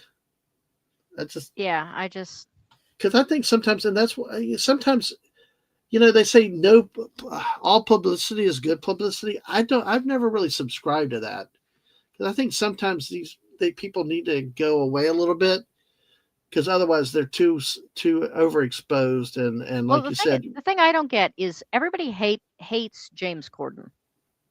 Like people yeah, just do not like him at all. right, To me, Jack Black is not that different. And right, James Corden, at least when he was in England, was in a couple of things that were kind of funny. hmm, And I don't hate Jack Black and everything. I just don't like him. right. Um, I just don't understand why it is that he stays so popular and everyone hates Corden. I see. I did not. I know that Corden did a lot more talking and stuff that probably pissed people off. But there were things Corden did on his show, like the Street Les Miserables and stuff like that, that I found personally funny. There were some things, but I He don't. was in Lesbian Vampire Killers. I will always give him a pass for that one. Oh God, I've never heard of that one. I told you, I like the things no one has ever heard of. I know that's what makes you the eclectic goat for sure. So yeah, and like the goat said, also Pedro Pascal definitely too at some point, and that's about being overexposed. Not like me running down the street in my Homer Simpson underwear, but definitely about another type. Depot in Ohio, like west of New Jersey, and you up there, expected to get a lot of snow this weekend. Why can't God have the snow come on the weekdays? I I guess it mean, I would depends. I would rather it not come when my husband has to drive an hour to work. But Yeah. but of Um, course he has overtime this weekend, so he still has to drive an hour to work. oh my gosh. Well, actually, my wife, when it snowed down here in '89, it was before we ever met, and she got snowed in the one year it snowed at Christmas, and they they just stayed at work for a few days. And of course, down here you don't drive in the snow. It's between bridges and everything else. It's like once it's Yeah, well, you just gotta here hide. here here we want to stay. We want to keep our jobs. So, Oh, definitely, definitely. Good night, strings and pucks. Hope you doing. Have a good night. Tell your wife hello, and we'll see you next time. But hey, all the best to hello. you. Hope to see you So around. exactly, and plus, folks, we have the goats link out there. Make sure you subscribe to her. Help her get to 800. You're going to be passing me very soon, and that's cool. Always good to see I doubt people. it. It took me so long to make that last 50. Oh well, I'm like on 764, so but it's I am okay. I am so niche. Hey, that's okay. You're I mean, I growing there. cover a lot of it's funny, I cover movies, I cover books, I cover video games, but they're all so niche. Again, it's what makes you eclectic, and that's what makes you special. Because if everybody was, because people, that I think sometimes it's good to be a niche and specialize into certain things because then you can focus on certain things and spend more time into it instead of and avoid spreading yourself thin. Spread thin, yeah. We had about an inch in '89, inch to inch and a half in some areas. Yeah, but our city with bridges and all and Floridians, yeah, you don't want them in ice, snow, or anything like that. So, oh man, Corey went off on a list of can't stand Will Ferrell, Vince Vaughn, Ben Stiller, Kevin Hart, Adam Sandler, Melissa McCarthy, Seth Rogen, Jonah Hill. They each have like one movie I like, but most of the time for me it's a skip that they're in it. Yeah. Hey, down here again, we're not Canadians like you, and we're not trained for that stuff. And Wes Kago agrees again. Oh gosh, tell us how you really think. I almost called Wes Jack. How about that? Um, I do think he did good in Kung Fu Panda. He did a good voice in that. But those are Deeple's favorites with Jack. But with you, what do you? I mean, people that may not have been around the first time you were on. You raise animals, goats, sheep. The first Take 3 times I was on. Yeah, I know. We got to talk. We love talking about the animals, but But what is? I mean, I know with the forecast coming up, and now with snow on top of everything, what kind of difficulties are you going to face this weekend with keeping all the animals safe from the cold weather? And what do you do to help them? Snow is not a big deal. Hmm. Snow is relatively insulating. Our sheep have, really heavy wool coats right now. The goats are going to take one look at the fact that there's stuff falling from the sky and go, I'm not going out there. Um, we can open the door or not, it won't matter. We made sure to choose chickens that are extremely cold hardy. Hmm. Um, the problem is that when you get that really kind of bitter cold, that's harder, not necessarily because the animals are going to get cold, as long as you have them properly bedded and housing and things like that. But it's hard to keep them watered because the water freezes in about an hour. Mm. And so, the hoses are all frozen. And so you're hauling 5-gallon buckets of water from the tap in the house every hour. And it takes our sheep fields are quite a ways away from the house. So, and it's down a very steep slope. So you haul water to the sheep, you haul water to everybody else, and by the time you're done smashing out all of the ice and refilling everything, you get to go in long enough to warm up so you don't get frostbite, and then you got to turn around and do it over again. um, It's a credit to you guys and all the work you have to do that with so many animals and in those conditions. So I know y'all well, had a recent windstorm too that tore a lot of stuff down. oh yeah, we still haven't got all the fencing back up again. Ah. Um, and the plan at this point was we had somebody who was due to pick up some goats on Friday, which was going to leave us enough space to bring the sheep up from the pasture this weekend. And they were going to be really pissed because they're kind of semi-feral.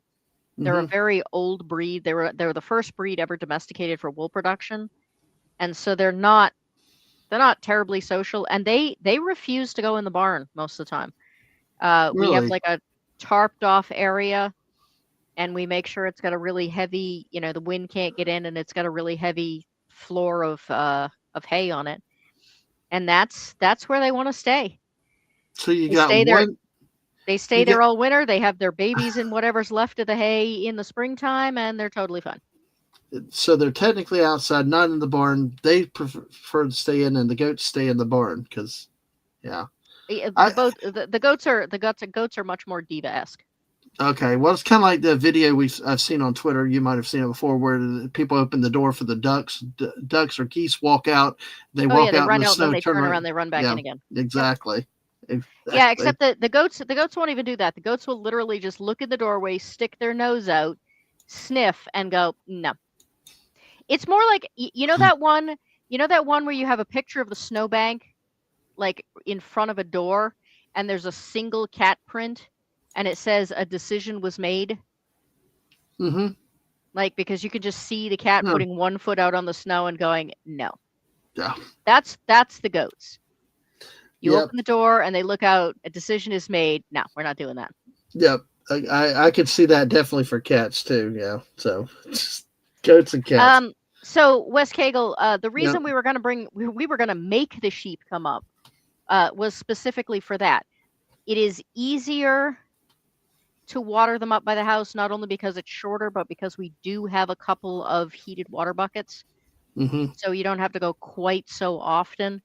The issue is we used to have two more, um, and somebody decided it would be fun to put a horn through one, I. and I don't, and the other one just quit working. So we do I'm not sorry have for enough. laughing. I'm sorry for laughing. I can see a goat putting a horn into one of the buckets. I mean, Well, see, there's a case where the bucket got so cold that right? between like the plastic getting cold and then heating up from the water and then getting cold and then getting heated up from the water, Hmm. um, it just got brittle. Yeah. And one of them Yeah. was one of the I saw it happen. One of them was scratching their head against the edge of the bucket. Um, and they dropped their head too far, and when they brought it back up again, it just punched right through the plastic. And they've Wow. done it. They've done it 100 times, and normally, it just bounces the bucket around if there's not water in it, or if there's water in it, it doesn't move at all. Yeah. But you have to hang them up a little bit, or Mhm. they'll knock them over. Right. Corey said, "What do you use to heat the buckets with? You're heating the water, right? Or you keeping the bucket? The the How do y'all do buckets that? the buckets themselves, they're like 3-gallon buckets, and they plug right in, and they're designed to keep the water. They're not designed to keep water warm. They're designed to keep it just warm enough to not ice over. Um, but the issue is that we once a day at least, well, twice a day actually, we will actually bring warm water out because it's basically like giving the goats hot chocolate. It helps keep their internal warmth up, which is why you get, that plastic brittleness after a while. But yeah, the buckets themselves just warm up. Yep. Yep. So, all right. I tell you, We do we do have a couple of we do have a couple of plugs in the barn, well, but we good don't luck. have anything down in the sheep pasture. Good luck to you. And folks, if you follow her on Twitter or even Discord, you'll see more of Goat's wonderful baby pictures when it's baby season and stuff you share from time to time. But yeah, Well, it's except fascinating. I was Yep. convinced that this would be a way to convince people to become members. Uh huh. So, the baby goat pictures are now tied to membership on my Oh on my no! Well, channel. it's okay. It's all good. But yeah, but hey, but still, like you said, she's trying to get to 800 at least. But you can still throw one or two out just for tease. Gives hey, look what you could be a part of. Yeah, but yeah, it's all good. Any big, I get like you said, this weekend you've got stuff coming up, mostly weather, and you're going to be busy this weekend. So, what about any hobbies? Any other things that you're planning on doing, whether it's streaming or outside of streaming? Anything new coming up for you lately? Lately in the near future? Well, like I said, I know it's not. I guess the 10th isn't really near future, but I feel like it's going to come up on me awful quick. Awful quick. I've got that interview coming up on the 10th with Robert Schwab, who, since I think some people came in late, Robert Schwab wrote Shadow of the Demon Lord, which is one of my absolute favorite games to run. So this is probably the closest I've ever gotten to fangirling. Oh It's going yeah, to be and how five. you did it by just putting it out there. I think that's awesome, though.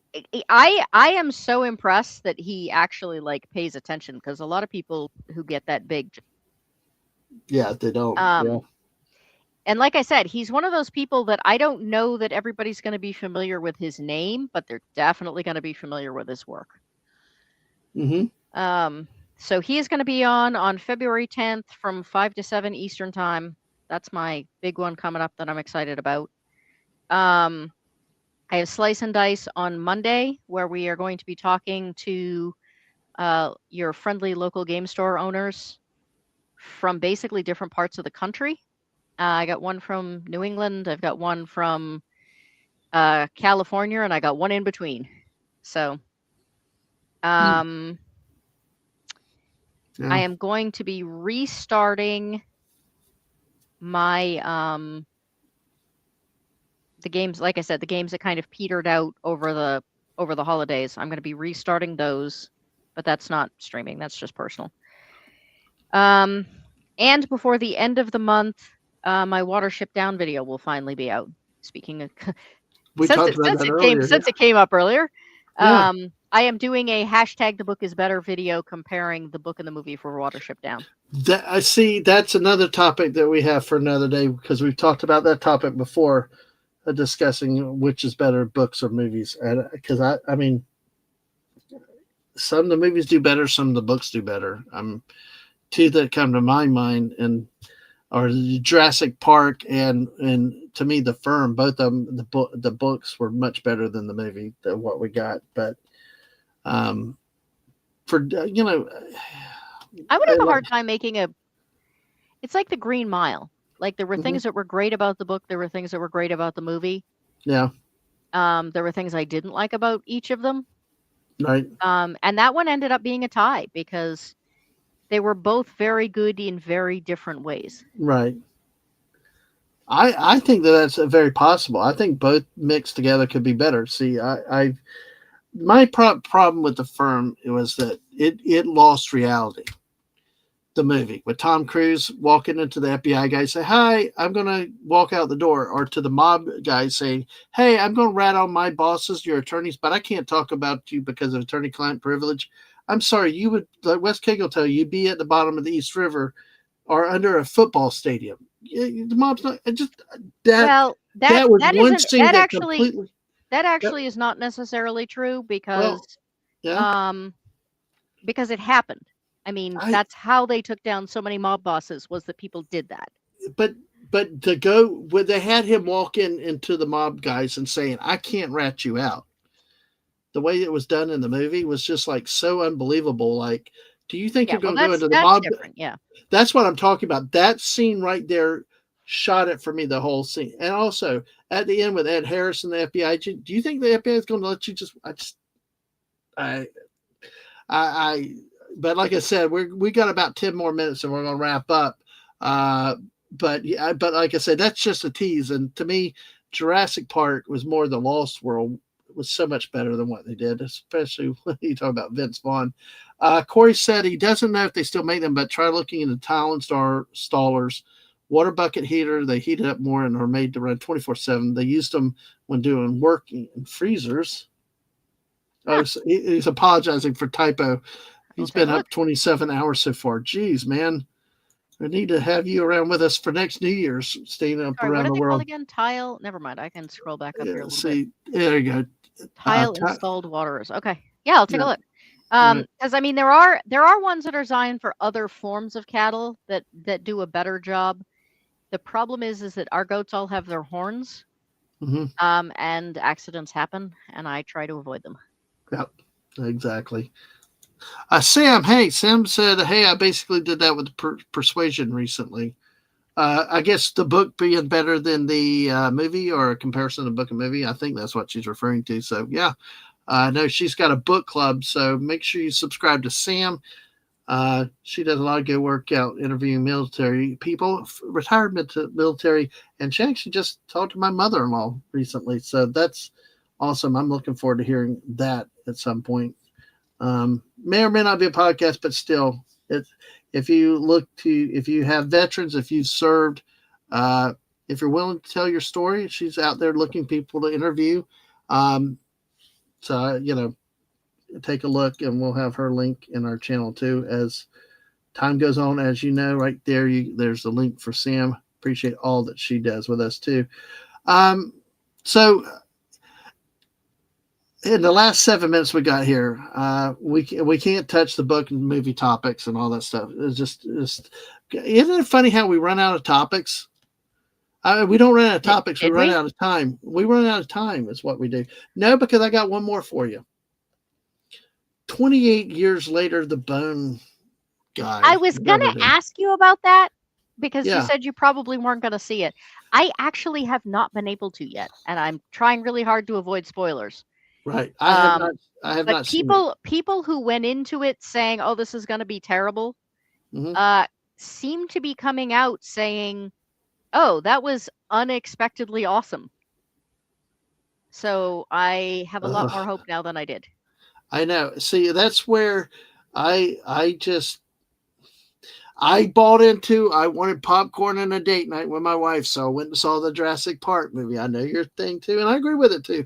If we quit going and pay for these things, then maybe they'll stop making them. But there's so few I was great gonna movies say, that look, come out. if this is supposed to be really good and you gave money to the last Jurassic Park movie, the least you can do is give this a shot. And You know who's happy in the chat? Sam Wolf's in the chat because you give me a hard time, and yeah, my wife is laughing too. They love it when I get a hard time. But yes, hey, B from O Junior, good to see you too. Yeah, uh, no oh, spoilers. I but haven't seen it yet. yeah, apparently he didn't like it. But see, hey, but if you, I might. But like you said, between hearing possible good things come out and the two, if I did Jurassic Park, well, why not try this one? I guess I was just so disappointed with 28 years later that they seem to focus so much on this human drama in this family, and then of course the dad was not a good guy, and just I just there was so much about that bothered I'm me. sorry, every one of the 28 movies focused on I, on but human drama. but it seemed like there was more zombie in some of the other ones than what we got in the last one.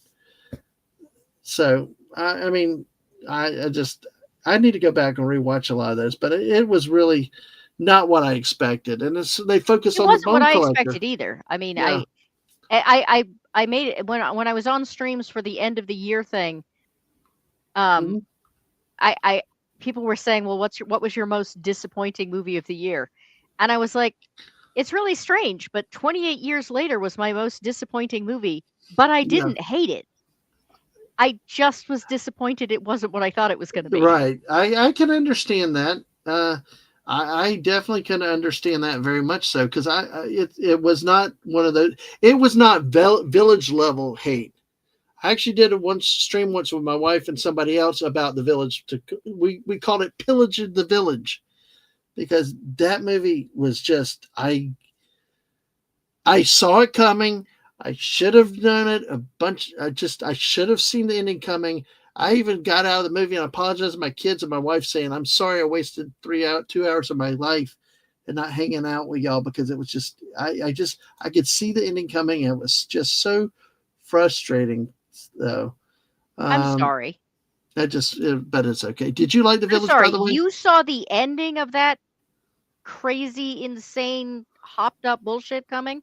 Wait, I could see it coming from a mile away. Yes, a bunch of disillusioned hippies moving to the woods and living in a commune, and just I could see it coming. I could see it coming a mile away. I was in denial. I, Wait, yeah. are we still talking about 28 years? I'm sorry. Oh no, Maybe I no, was. no, the village. No, no, no. Sorry, the village. The I'm village. sorry. Sorry. I was Yeah, reading the chat and I somehow yeah. missed that you had changed movie topics. Yeah, sorry about that. I do that all the time. It's kind of a squirrel stream. By the way, yesterday was Squirrel Appreciation, folks.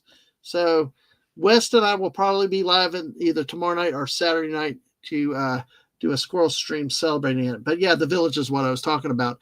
Because you talked about disappointing movies, like you said, 28 years later, you were disappointed, but you didn't hate it. I think that's a fair assessment, and I can see that because I See, didn't I didn't hate hate 28 the years village. I later. didn't hate the village. I didn't like it. Oh, I I mean, despise the village. When I it got was out, just it was just to me. when I got out, I literally apologized to my family for spending time away from them because it was like I could have done better things with 2 hours of my life, and Well, I to be just it fair, just I'm not sure. To be fair, I'm not sure I saw it in the theaters. So no, it was like uh, yeah, the but Corey, what I was saying was I thought that he saw yeah, the end of 28 yeah, years coming, and I yeah, was like, no, unless you were on a lot of no, drugs, no no, one saw that coming. no, That no, was and so fucked up. now Oliver Oliver, I'm going to argue with liked it. you that the trailer was a better horror film. Oh, really? I don't think that 28 years later, I did enjoy 28 years later, but I thought the trailer was a better horror film than the movie itself was. I could, yeah, for 28 years later, I could see I mean, that. the trailer was freaky. Yeah, I know. It led you, and then it kind of like, well, where's the zombies? Where's the? I mean, it had some great intense scenes. It really did, but then it just kind of ended the way he did. And then, anyway, well, Yeah, but there's I, also a lot of there's a lot of softer stuff. There aren't a lot of yeah, jump scares. There's a lot of yeah, kind of artsy stuff. yeah, There's a lot of, which honestly exists in the first one too. It hmm, just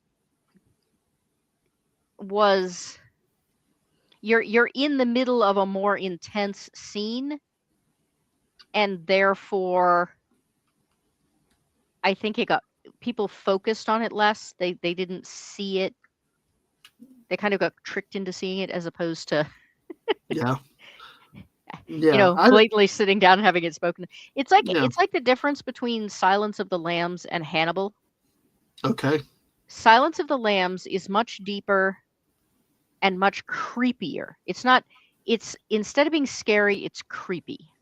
hmm, Um because of the fact that Hannibal Lecter is locked up because there's a lot of like very close, kind of intimate close-ups shots of him.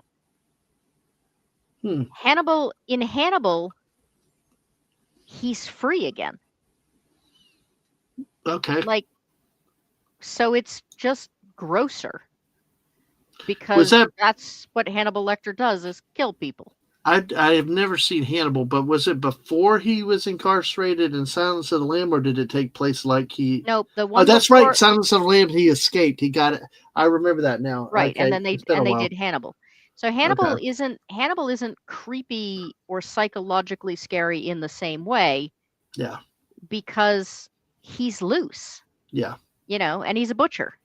No, I tell you what. That one scene after he got out in Silence of the Lamb with what he did to that the one guard, that freaked me. I can't watch that again. It What just he did was. with the guard? Well, when there one where he like opened up the body, and when they went in and found it, he escaped. He had butchered somebody. Oh, you're talking about the police officer, but Yeah, like when yeah. he escapes. Yeah, When he yeah, yeah. escaped, Okay. yeah, yeah. That was Yeah, like, he peels the guy's face off. yeah. Primate was apparently good, really good. Well, I've seen I don't know, but Hey, let me tie it back together for you, by the way. yeah. I saw I saw Hannibal in the theater Mm-hmm. with my now husband. Um, and there was a couple who brought a kid who was maybe 8. Wow. Speaking of movies you should not show to children. Oh To be gosh, yeah, fair, yeah. they may not have realized what they were getting into because they did take him and walk out like partway through the movie. Oh, okay, yeah. Luckily, but before the scene where the guy gets gutted and has his, bowels eaten by a dog. Oh, interesting. Well, Um, no, but there was still some pretty horrific stuff no, before the kid started crying and they took him out of yeah. the theater. Know your movies, people. Know your movies and I was stuff. like, did you Hey, guys go to, like, were you in the wrong movie theater? Did you think you were like, because I don't understand how you take someone to see a movie. no, Nothing about Hannibal suggested it was okay for kids. no, not at The all. If previews you had, didn't. If you've seen Silence of the Lambs, yep, definitely not. yep.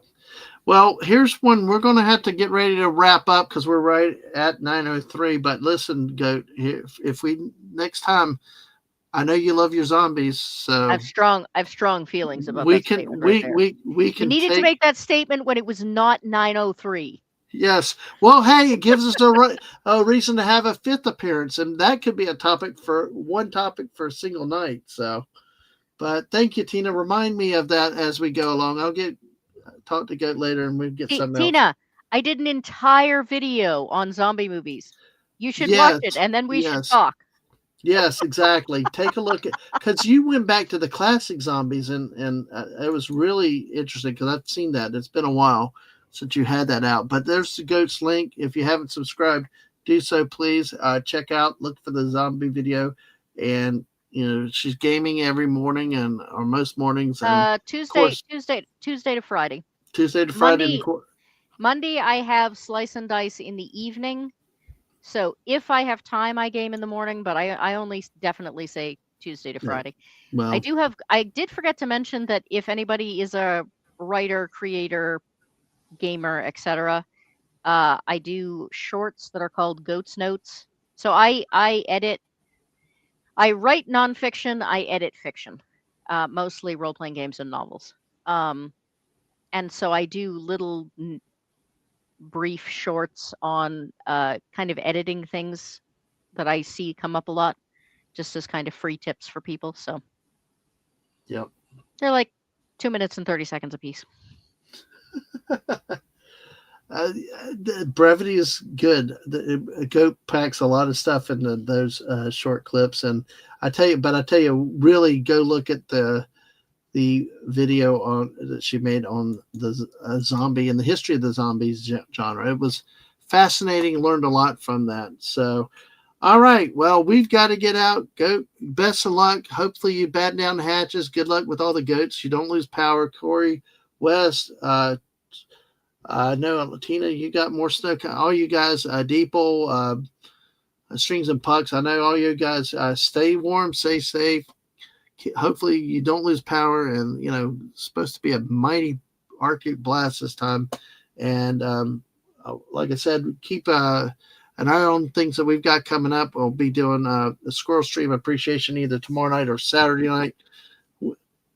We love our squirrels around So here. no. I had a very random. I was thinking if it gets above freezing, I don't even bother with a jacket. I actually dug out gloves and like a scarf for the first time the entire winter, just to be Wow. Well, it's like when 38 degrees. I don't even put shoes on. see, I wear shorts out most time. It's cold down here when I put a jacket on. I generally don't wear a jacket, but it's I fight it as much as I can. But yeah, when it's cold, it's cold. So have you listen? Absolutely. Thank you for your time, Goat. Great hanging out. Talk to you again, and you're welcome, Legatus, and everybody. You make sure you hit like, subscribe, and watch the replays, retweet the streams out, and congratulations on your success, Goat. And I Oh hope yeah, I almost continued forgot. success At for some you. point in the very near future, we're having a Chex Quest celebration stream because I hit 750. Yay! I just haven't set a Hey, date. Haven't set a date yet. I will tell you, Legatus, the Goat actually last month or sometime she's like, okay, when are we going to stream? When am I going to get to harass you again? So I loved it. Um, by the way, Chex Quest. Do you ever play Yeah. Doom? No, don't know what that Oh, is. you didn't. Okay. No. Doom I seems don't. like your kind of game. But Okay. anyways, it was a 90s shooter game, and Mm-hmm. Chex Quest basically took all of the maps for Mm-hmm. Doom and just like instead of playing the guy from Doom, you play like a piece of Chex mix, whatever. Is this a board? It's a video game. It's It's a free video on game. Steam. It's a free. It was Okay. there was a period of time where they did they called them adver games, Mm-hmm. and companies would put out video games to advertise their products. I And would try it. Yeah. I find this fascinating. So I would try it. Yeah. all of my celebration streams now are going to be Okay. adver games. Okay, I'd be willing to try something. I gotta get it on the computer. Actually, Mrs. is bringing another computer back. I gotta get a newer computer running, but but hey, until then, I'm mostly on the PS5. But yes, thank you, everybody. Wes said it was down to 15 a few days ago. Finally, had to put on a hoodie. And the other person that loves to give me a hard time that needs to come back and talk. Xiao, everyone. Sam Wolf. I like. She Ciao. thinks I know, but I got to say it's CO because like you said about giving me a hard time. Sam loves to give me a hard time, so I gave her another reason to give me a hard time. But hey, And I'm an editor, so I'm going to correct you and tell you it's ciao. I know that she's always on me because she's Italian. Like I'm like Olive Garden. We're all family here. I was like, no, that's not real Italian. I'm Sam. I'm from Maine. Saying goodbye is like an entire process. You have like the indoor goodbye, and then you have the on the porch goodbye, and then you have the when you're in the car goodbye. It's like No. it's a rule. Yeah, and you know me, I never shut up, Sam. So I was accused of having a Midwestern goodbye where they take forever to do that. So and somebody mentioned Michigan earlier too. Yeah, Corey said he's got Michigan type weather in Kentucky. JT would agree with that, you guys. But in West, I don't know what Doom is. I live in everything was Fortnite before I started meeting new people and stuff like that. So, oh my God, another Corey. I don't know what is Doom. Wait a minute. I caught that you hadn't played it. You didn't know what it was? No, I don't even know what it is. I know Doom, Doctor Doom, but I don't know what is Lord. Doom. I think I'm traumatized. Well, if we get the game, maybe we'll have to do something together on that, and you can teach me live. It's a or first-person shooter where you go through hell and kill all the demons. It was a 90s game. It was a very big deal. It was like one of the most graphically violent video games ever made at the time. Oh. Caused all sorts of hullabaloo. God, look at and Sam said the Italians say goodbye the same way, so I just love giving people a hard time for doing what I do. Absolutely, Sam.